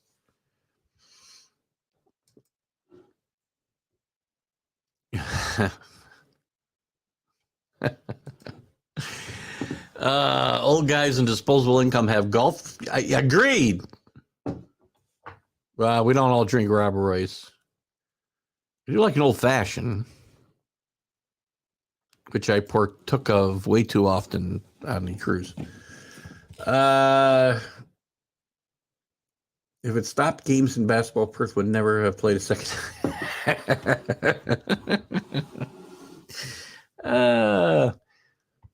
And let me ask you a question, Kenny. I'm a firm believer of this and that's why I don't agree with any sport that doesn't keep score. I don't agree with it. I don't care the age. I really don't. Doesn't determine whether there's a winner or a loser or stops games as a mercy rule. I claim all of that helps develop healthy, mature adults who learn that life isn't all easy and it's not all winning streaks. You lose in life a lot. And sports teaches you that if you allow it to teach you that. If you don't, because you want to baby kids because they can't take it. We don't want to hurt their feelings. That's why we have a generation of I'm sorry, I can't get into it right now. I like a little cognac myself. Drew is a big Scotch person as well. Cognac. I do like bourbon as in my old fashions. I'll have a little cognac after dinner or a nice brandy. Not a lot of difference. Can't adjust to the zone if every ump has. Yeah, exactly. Looking at you, Angel Hernandez. How is Angel Hernandez even still a Major League Baseball umpire? They evaluate these guys, and this guy has got to be the worst Major League umpire in the last at least 20 years. I won't say in history because I don't know them all. Every umpire has a strike zone of his own with guidelines by the rules. But how is that?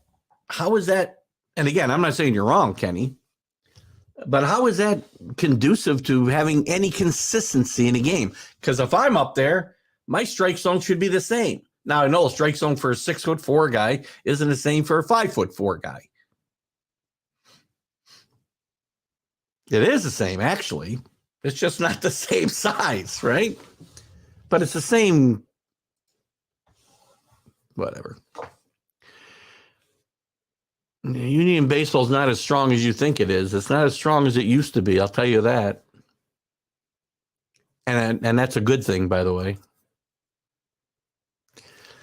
If we lose in life 90% of the time, but move on to get better and win, then when we shouldn't. I agree. I think I agree with that 100%. It's a great saying. I don't have the whole thing, and I wish I had it. Life is really only 90% what happens to. I'm sorry, 10% what happens to you, and 90% how you deal with it. It's a much longer quote, and I wish I could give the person credit right now, but I'm not going to look it up. It's a much longer quote, and it's great. If you haven't looked it up, it's an awesome quote, and I've had it on my refrigerator since about 25. Joe West, I don't know if Joe West gets a bad rap, and maybe he's not a great umpire. I like Joe West because I think there's some funny moments with Joe West, and maybe that skews my opinion of him as an umpire. But I think it's Angel. Oh, the union for umpires in baseball? I got you. It is a strong union. Don't get me going on unions.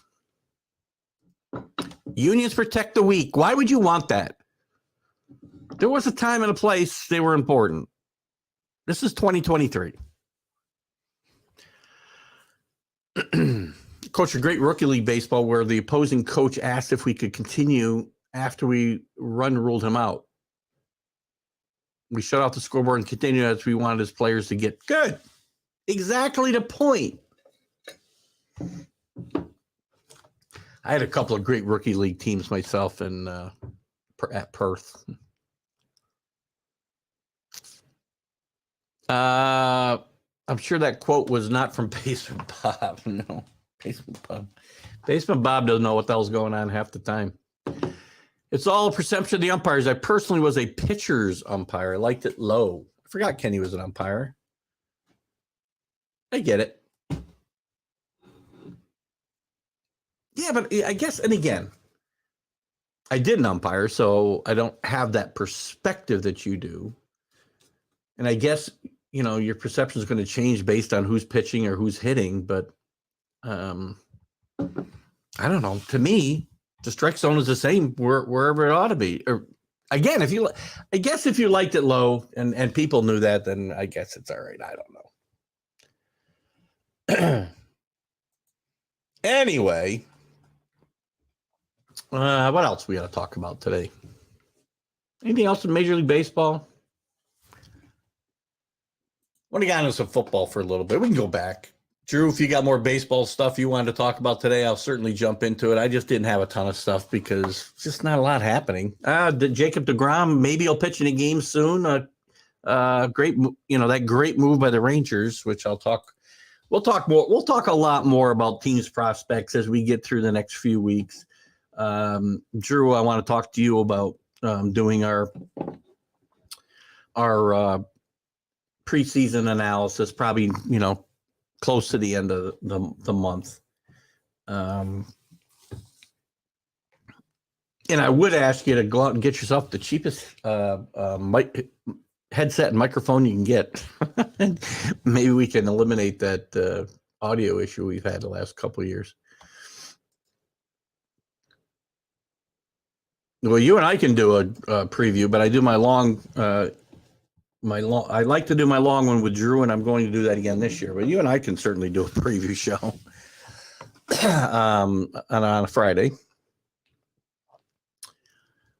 It ought to be interesting, that's for sure. Let's see. Anything else going on in Major League Baseball? I don't know. Pitch violations. Manny Machado, by the way, will go down in history. Well, I guess not, because it's only an exhibition game. But he got the first violation. It wasn't certainly as big as the one we talked about at the top of the show. Brian Reynolds, his extension talks with the Pirates are still at a standstill. He'll still be continued mentioned in trade talks right up to the trade deadline if he doesn't get traded sooner. Phil Reagan is suing the Mets, for age discrimination. I think he was 82 when he got fired. He was only brought in as an interim coach. Never promised a full-time job, so I'm not really sure, how that leads to age discrimination. But what do we got here? We toss a player for any reason. I thought it wasn't. I thought it wasn't in the sport of the games. I'll bet you were tough, Kenny. I did see your role. Comment earlier. If you got banned, well, I'll just make it. I did see that. Mark Robichaud was a very good umpire. He always asked for the game, asked after the game how I thought I did, and I always felt he was consistent and fair. That's why he asked you. Because you're going to give an answer he knew he was good and fair. Just kidding.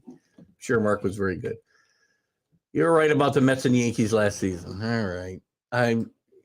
Carlos, I can't keep track of your predictions because they waver so much. Mine, I was wrong about a lot of things. I was right about the Mets. I don't know. I'm not going to get what I was right about. I was wrong about a lot. I picked the Milwaukee Brewers to win the World Series. And I may give you the Milwaukee Brewers as a long shot again this year, by the way. Teams to bounce back. Machado's already said, what do you got? This is apparently, this is a great, we talked a little bit about this on Friday. We're talking about leaders all the time. This is my problem with the Padres. Don't be surprised. And how I'll predict their season, I don't know yet. I got to evaluate them a little bit more. But don't be surprised if this team doesn't reach their expectations this year. They're a team of selfish individuals. Somebody's going to have to step up. You talk about Manny already said, I want out if I don't get money. He's your leader. Juan Soto is going to have to be the leader on this team because I don't see anybody else who can lead this team. If it's not Manny, Bogarts is just getting there. Maybe he becomes a leader. I don't know. Tatis is already going to be bitching when he and Soto gets paid and he's the fourth highest paid guy in a team with a long-term contract. Just shut up and play, Manny. Just once, Manny. Say, you know what? I'm going to go out and bust my ass and win a World Series this year and let the rest take care of itself. Gosh. Good catch, Drew. We did talk a little bit about it Friday, but Manny's a great player. Manny has kind of stepped up to be a leader a little bit more than I would have expected the last few years, but then he pulls this kind of crap. Yeah, the GM at the Mets told him he was too old. And the Wilpons. What the hell? What? Are you drinking, Carlos? Drew, this is what sports is today. The shortstop from St. Louis wanted more money, and we never heard from him again.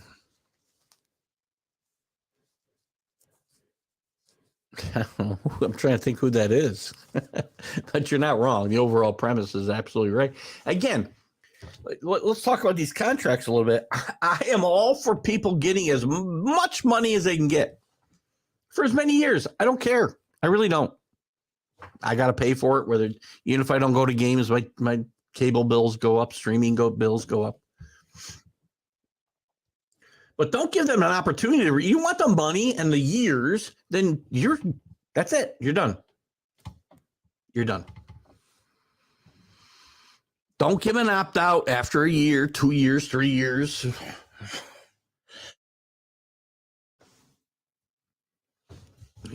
That's what's killing this. Guys want it all. They want the long-term security because I could get hurt at any time and you got to pay me.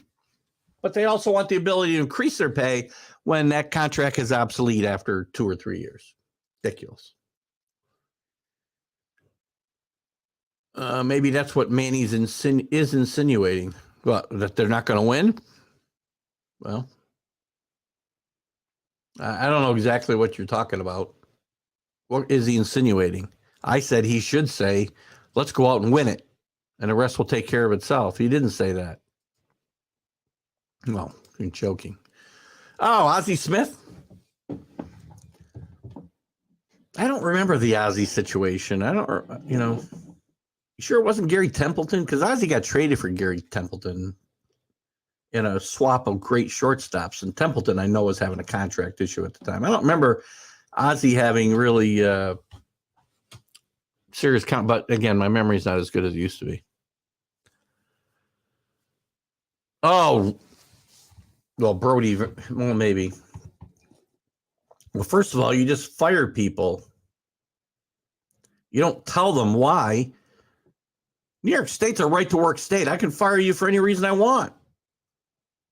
Unless it's your race, your creed, your religion. It's not working out, Phil. I mean, if Brody Van Wagon, whatever the hell his name is, said to Phil Regan, we're not bringing you back, you're too old. Well, that's just the stupidest thing you could say. Because he didn't need a reason. He just said we're going in a different direction. That's all.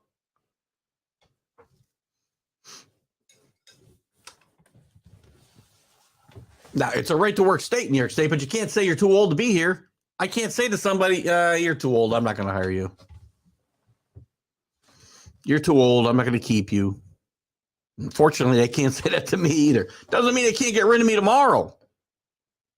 We want to go in a different direction. Just don't say that. I hope they say it to me.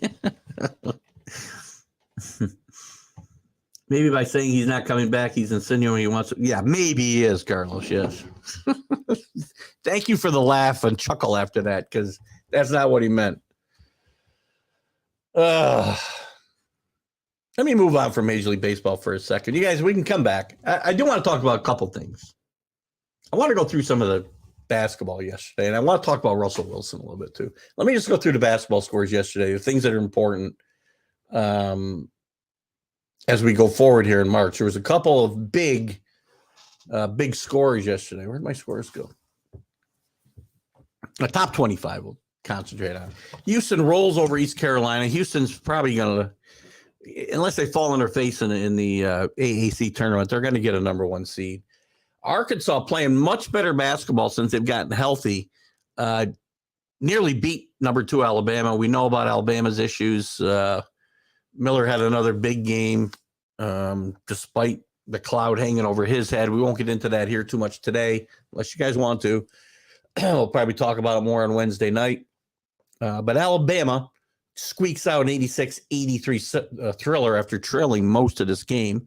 West Virginia goes to Kansas and gives them a tussle. Kansas back up to number 3, definitely on the 1 line.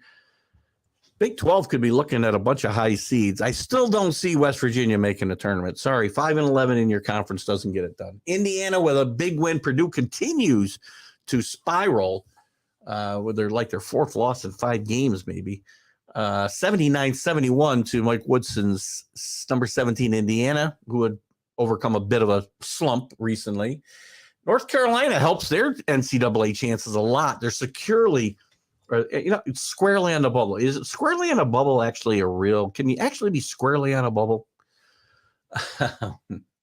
They are squarely on the bubble, but this win over Virginia yesterday helps them. As they move to 18-11, 10-8 in the ACC. Arizona State, again, another team squarely on a bubble, beats number 7 Arizona, who's stumbling a bit, 89-88 on the road. Bobby Hurley's Arizona State Sun Devils, after a pretty good start, they're now 11-7 and 20-9.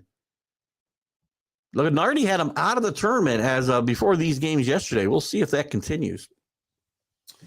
Baylor playing really good basketball of late, beats Texas at home 81-72. Marquette, Shaka Smart, nobody's done a better job in the country than Shaka Smart at Marquette. He beats DePaul 90-84. He and Marquette, he didn't beat him alone, of course. And number 10 Marquette gets another win. I'm going to tell you something. This team goes on to win the Big East tournament. Don't be surprised if they sneak up to the 1 line if somebody falters. And they're certainly looking at a 2 seed, perhaps at a minimum. Tennessee overcoming some recent struggles, just kills South Carolina 85-45. In a game I thought St. Mary's would win on the road at Gonzaga. Gonzaga wins a big game, 77-68. Both teams are going to the tournament. This is more of a seeding issue.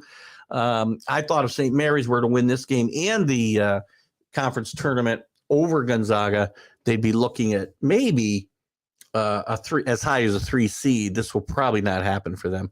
Miami, Jim Larangar's team's been playing good basketball. They were playing great basketball. I turned the game off. They were up 20. I don't know, with 7 minutes left. And they lost the game 85-84. Kansas State wins at Oklahoma State 73-68, hurting Oklahoma's at-large status and solidifying their own. UConn beats a bad St. John's team. Listen, St. John's 17-3, 7-12 in the Big East. Mikey Anderson's going to get fired, I think. This team has gotten worse. Posh Alexander, who was one of the better players in the Big East last year, has gotten worse. He brought in a bunch of really highly touted recruits and transfers, and the team's worse than they were last year. He started to make some progress. It's becoming obvious St. John's, which has been down for a long time now, is going to need a new head coach. Villanova, in their first year without oh my gosh, his mind just went out. Jay Wright. Villanova was struggling early on. Watch out. 15-14 overall, not good. 9-9 in the Big East. Villanova's playing some really good basketball. Nobody's going to want to play them in the Big East tournament. San Diego State wins 73-71 over New Mexico, hurting. I think New Mexico's probably not going to make it now unless they were to win the Mountain West tournament. Oklahoma beats Iowa State. Iowa State's reeling and they better be careful. They may not be making the tournament after, I think they were up in the top 10 or close to it a month ago. But Oklahoma beats them. And don't talk to me about Oklahoma's chances. They're under 500 for the year. How they're on a bubble. Anybody's bubble is beyond me. Texas Tech, again, supposedly on the bubble with a 5-10 record, now 5-11. They lose to TCU. TCU's been dropping due to injuries, but they got their best player back, and they're playing better basketball now, and I would expect TCU to make the tournament, and who knows, still make some noise. Maybe Mississippi State beats previously red-hot Texas A&M at home, 69-62. So we'll see what kind of issues this brings up, and we'll catch up with your comments here.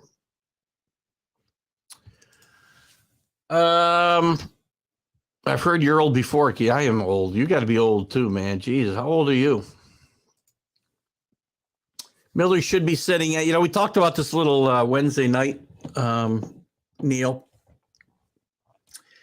And I was unsure at that time. Rick brought it up and said there's no way he should be on the team right now. He should be at least suspended. He's not facing charges, but this. I've changed my mind after reading all of the accounts, which I hadn't read as of Wednesday night.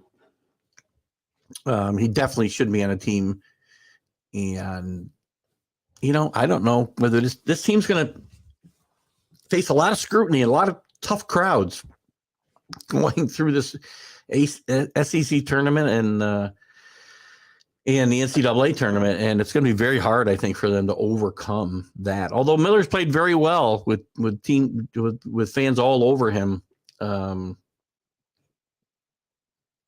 the last two games. And again, it's unfortunate too, because we have these conversations, and what gets lost is this tragedy, this young woman losing her life. And this kid, while he wasn't involved, that he likely didn't know what he was bringing a gun for, but so my buddy calls me and says, "Hey, bring me my gun." I'm kind of got to say, why? Which, by the way, my buddy's not going to call and ask me for his gun. Jackson looked great for UConn. He's been a shutdown defensive player pretty much all year. The UConn's playing well again after some struggles mid-season where they dropped from, I think they were second in the country at one time to almost out of the top 25. But they're starting to round back into form just in time. And this is when you want to get hot. You don't want to be playing. You want to be playing like UConn. You want to be playing like Kansas. You want to be playing like Marquette. You don't want to be playing like Purdue or Virginia or some teams that are kind of fade, or Arizona, teams that are fading a little bit. ASU and Iowa. Iowa's down. Good point. I didn't touch on the Iowa game because they weren't in the top 25, but Iowa's down. I believe, Neil, you can correct me. They were down 10 with a minute left against Michigan State. Going to hurt Michigan State's chances badly. I think they were down 10 with a minute left, and they forced overtime and won the game. That's a bad loss for Michigan State, and they're obviously playing under some trying circumstances on campus there with a shooting tragedy on campus.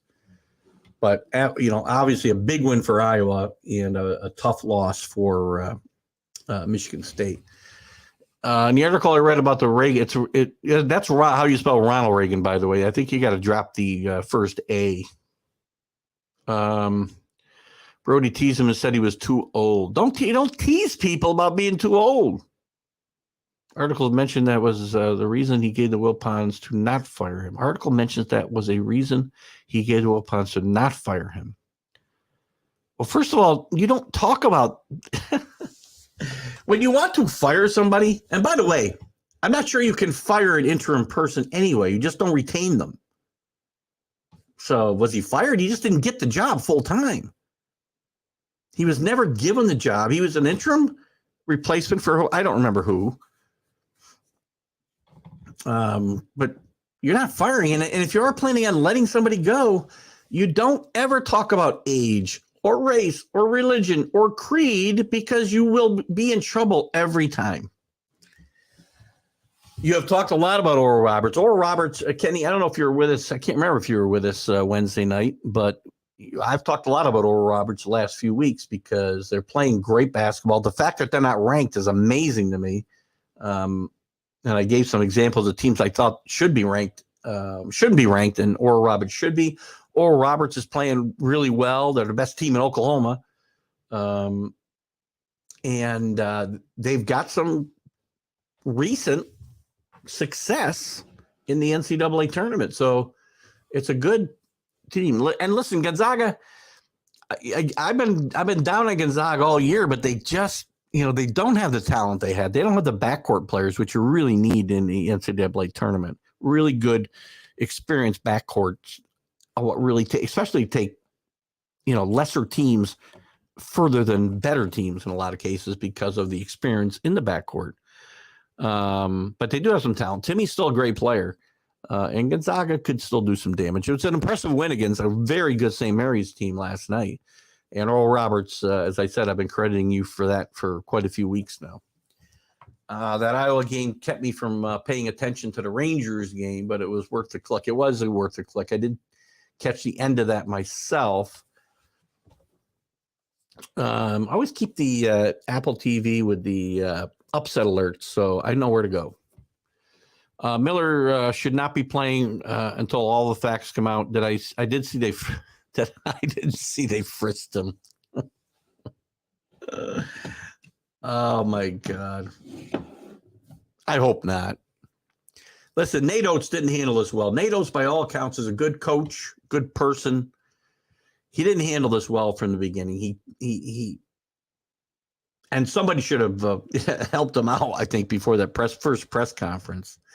And you're right, until we know all the facts. Because, listen, when I read the statements from the district attorney, it almost sounds like he wanted to charge Miller with something, but couldn't find something to charge him with. So, I don't know. If he's guilty of nothing, he's at least guilty of really bad judgment. Don't bring your buddy the gun. No, I'm not bringing you a gun. Chad on the Padres are finalizing an 11-year, $350 million extension. Oh, good. Good, because that's what you ought to be doing is letting yourself be held hostage by your players. And again, please don't anybody throw up Aaron Judge in my face because Manny Machado and Aaron Judge are two completely different cases. What Aaron Judge means to the Yankees is something far different than what Manny Machado means to the San Diego Padres organization. Imagine a perf guy giving spelling lessons. Who did? Oh, that was me. Well, I'm just saying, as maybe Ronald Reagan's biggest fan. Oh, my God. Oh, I might go over a few minutes today. I don't know. Alan, you okay if we start a few minutes late? I may go over a couple minutes because I want to talk about Russell Wilson. I got like 5 screens. It was too many sports yesterday. I can only get 3 going myself at a time without my wife having an epileptic fit. Alan, I just got notified about Manny. These guys. I don't know why I still got that up there. Anyway, I'll get some. You know what I want to talk about real quick? If I can find my so we might go a little over. Alan, I don't even know if you sent me an invite yet. I didn't see it in my email earlier. You might have done it while we're doing this. Where is this? I want to talk about this and what anybody thinks about this. I think this shows, and I don't know what happens to NFL quarterbacks. It didn't happen to Tom Brady. Sorry, it just didn't. You guys who hate him, you can say whatever you want about him. I don't care. Aaron Rodgers. I liked Aaron Rodgers early in his career. Then he turned into a prima donna and then a total nut job. Russell Wilson, I liked early in his career. Then he turned into a total prima donna.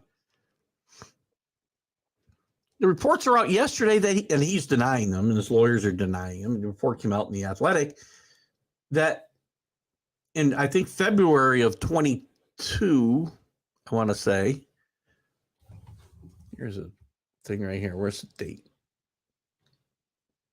No, I can't find it right now. Anyway,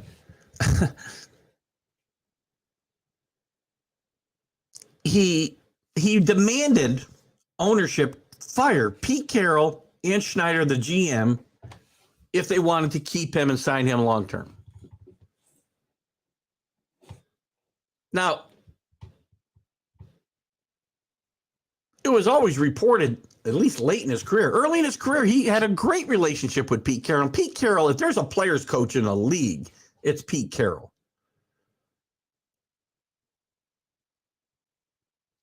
Now, it's one thing, to demand trades and demand to renegotiate contracts. But I'm going to tell you something. If I'm an owner and a player comes, I don't care if he's my best player. I don't care if it's Wilson. I don't care if it's Tom Brady. And he comes to me and he says, I want you to fire the coach and the general manager or I'm leaving. I'd say goodbye. See you later, which is what they did. They traded him and got a pretty good haul for him. And what looks like a great trade for the Seahawks, even if Geno Smith is a one-year wonder.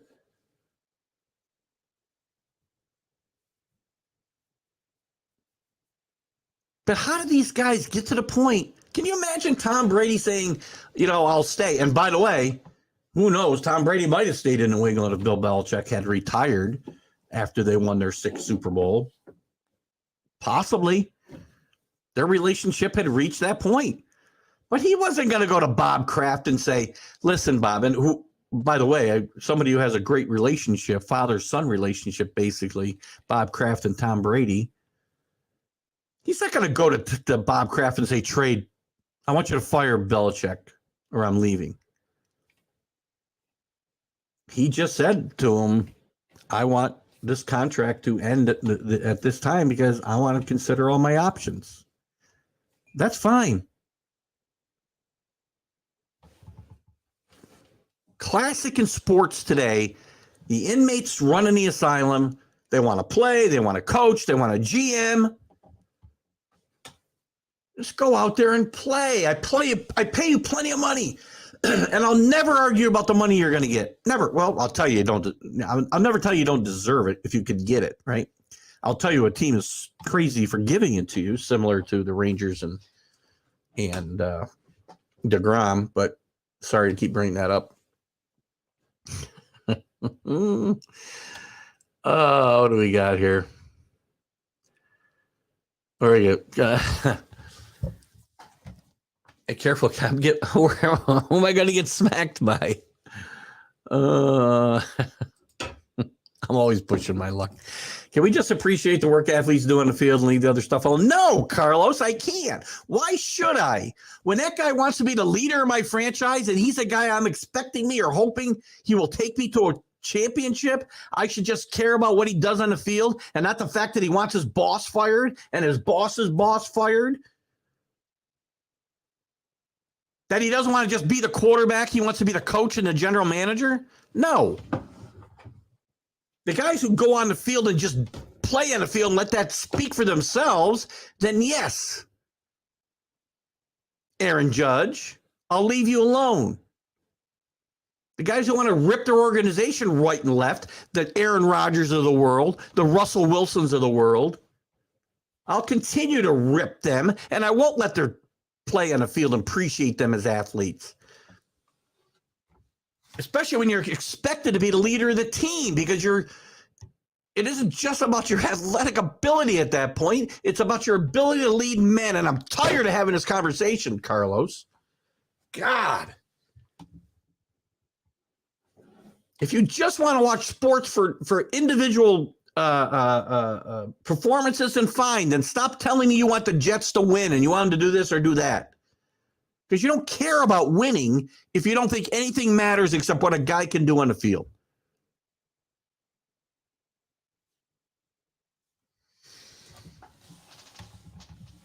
Wilson and Rodgers were seen barking at the moon after mushroom burning.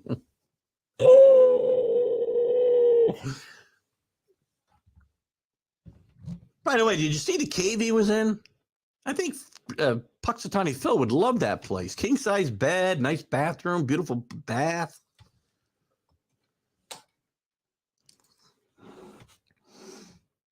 CA, how are you, buddy? We're only gonna go a few more minutes. I got to do something with Alan. Excuse me. He also threw his yeah, he did.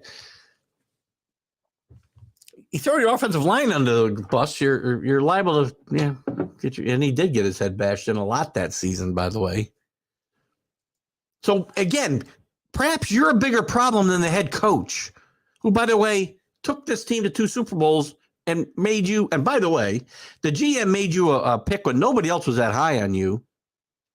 You were a 2nd-round draft pick. The coach had confidence in you to take him to a Super Bowl victory and to a 2nd Super Bowl in a row. Yeah, here, Kraft and Brady spent a weekend on the massage parlor.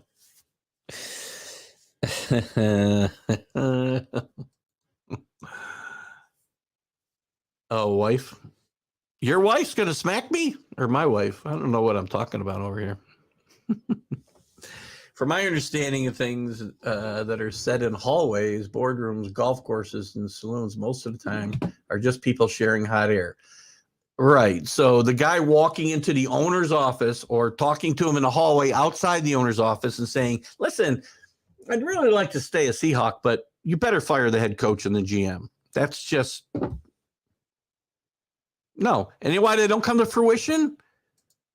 Because it's nonsensical stuff by people who are narcissists, self-absorbed, not narcissists. I guess it's redundant, right? Who will never lead teams to championships. Now, Russell Wilson wasn't that guy. Don't tell me you already led him to a Super Bowl. He did. He was never leading him to another one because he changed as a person. And if you don't think so, just watch. Just watch and just kind of look at his life chronologically since before they won a Super Bowl to today,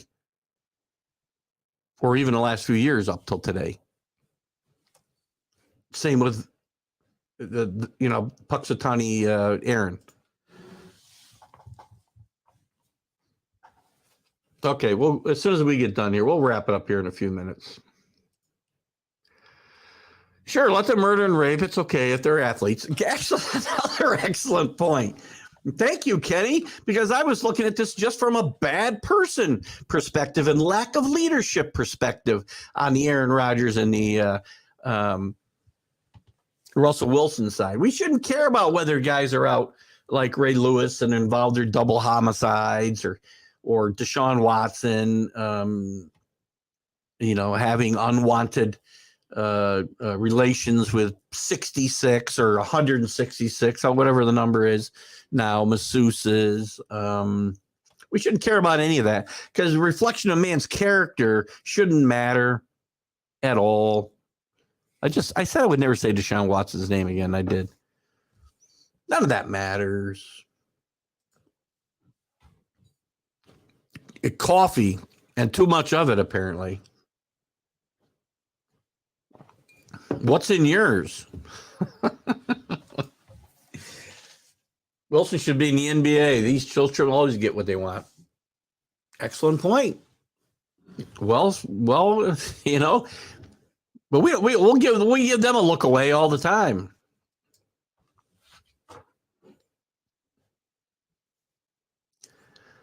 Wilson was a 3rd-round pick. Well, I thought he was a 2nd round. My bad.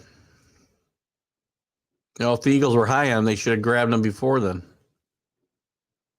Listen, I would argue that Pete Carroll and his coaching staff made Russell Wilson what he is or what he was.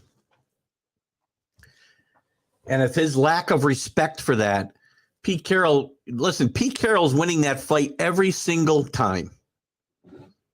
I've run into these situations. I had an instance with an employee who thought they were going to win that type of battle with me, and I know the type of power Pete Carroll has in Seattle as a head coach. I would never be worried about that. And if I worked for an employer that I had to worry about that, I would be leaving that employer tomorrow. It's been said LeBron James has had his hand on the mix on various teams. Yeah. And again, stop playing GM.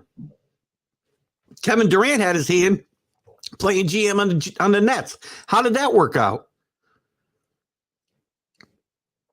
How'd that work out? Players should play. Again, I didn't say this was exclusive to the guys I've talked about. It's rampant in sports. Play. Don't coach. Well, you can coach, as a coach on the floor, but don't try to be the head coach. Don't try to be the GM. And LeBron, by the way, the things he's done haven't always led to great success. That mentally, what do you got here, CA? That mentally comes from fantasy and video games, breeds selfish, illogical views and knowledge of sports, and expands the hypocrisy. Wow, that's a lot. Against positive values intended by sports. Ta-da! Right? That's a mouthful, but I agree. Yeah, well, Wilt did it legally, though. That's the difference here, Kenny. Wilt was. I still have a little trouble with the math with Wilt. 15,000 divided by. I'd be very tired. Athletes are regular men who play. No. Wow. What? Carlos, what is wrong with you? If I was accused of the things that Deshaun Watson was accused of what Ray Lewis was involved in, I wouldn't have a job.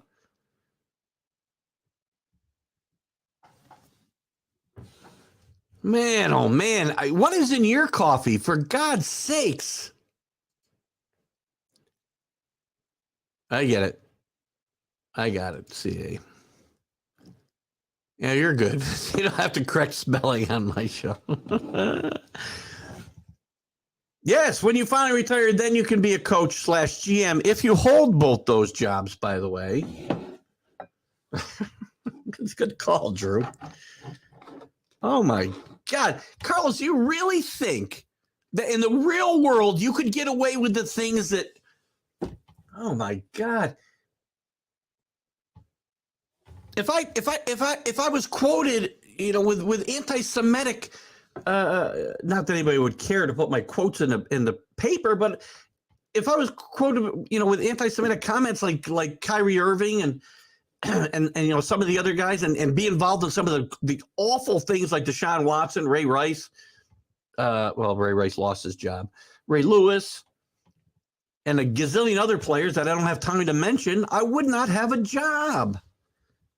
It's pretty simple. You don't work in the real world if you could just do it and say whatever you want.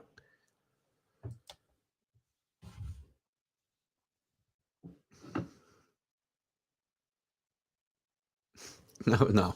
I guess you don't know how the real world works, Carl, or what's your name? Carlos, right? I guess you know how the world works. I have worked for only a couple of companies, and there are simple things. One, sexual harassment. The company I work for today, the company I worked for before, for a long time, it was made very clear, if you are accused, you'll be fired. Don't put yourself in a position to be accused, because we'll fire you, because they don't want the liability. Don't you understand how the real world works?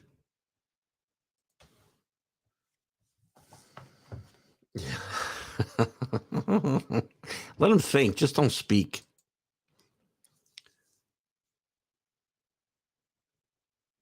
What has this got to do with anything we're talking about?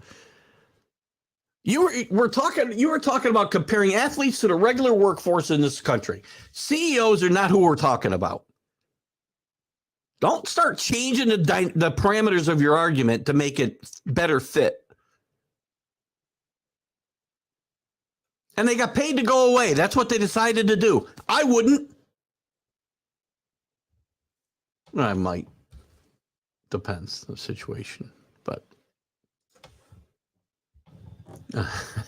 basement. Listen, Basement Bob and his lawsuit are history to me. My lawyer took care of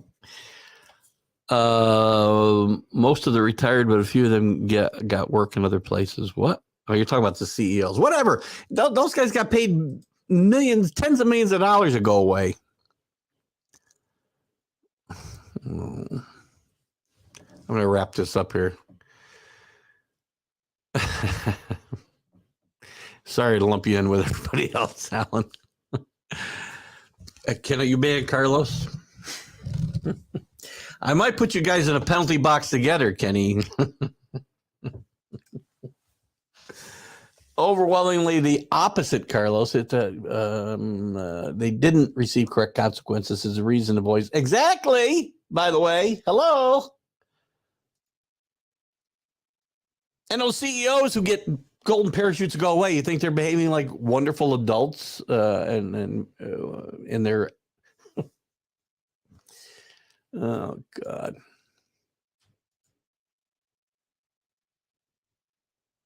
Everybody's correcting their own spelling now.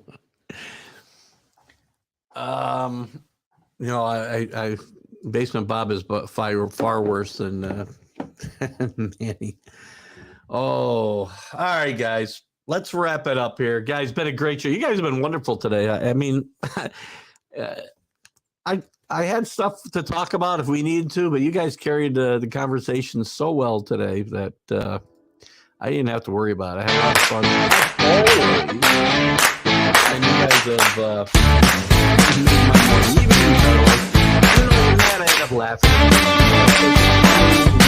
I like that fun, and my head won't explode. My head will explode watching Major League Baseball. I told my wife to do Major League Baseball when that happened. So, a lot of fun today. You guys have been awesome. We will see how WBC and spring training go. There'll be some more news soon. There should be. There'll be lots of Major League Baseball news here in the coming weeks. We still got some free agents out there. I don't think they were playing live. I would as well. See you, Kenny. See you, Drew. Have a great weekend, guys. The rest of your weekend, Keith Engel, TGI Sports Talk. We'll see you Wednesday night. College Sports Talk.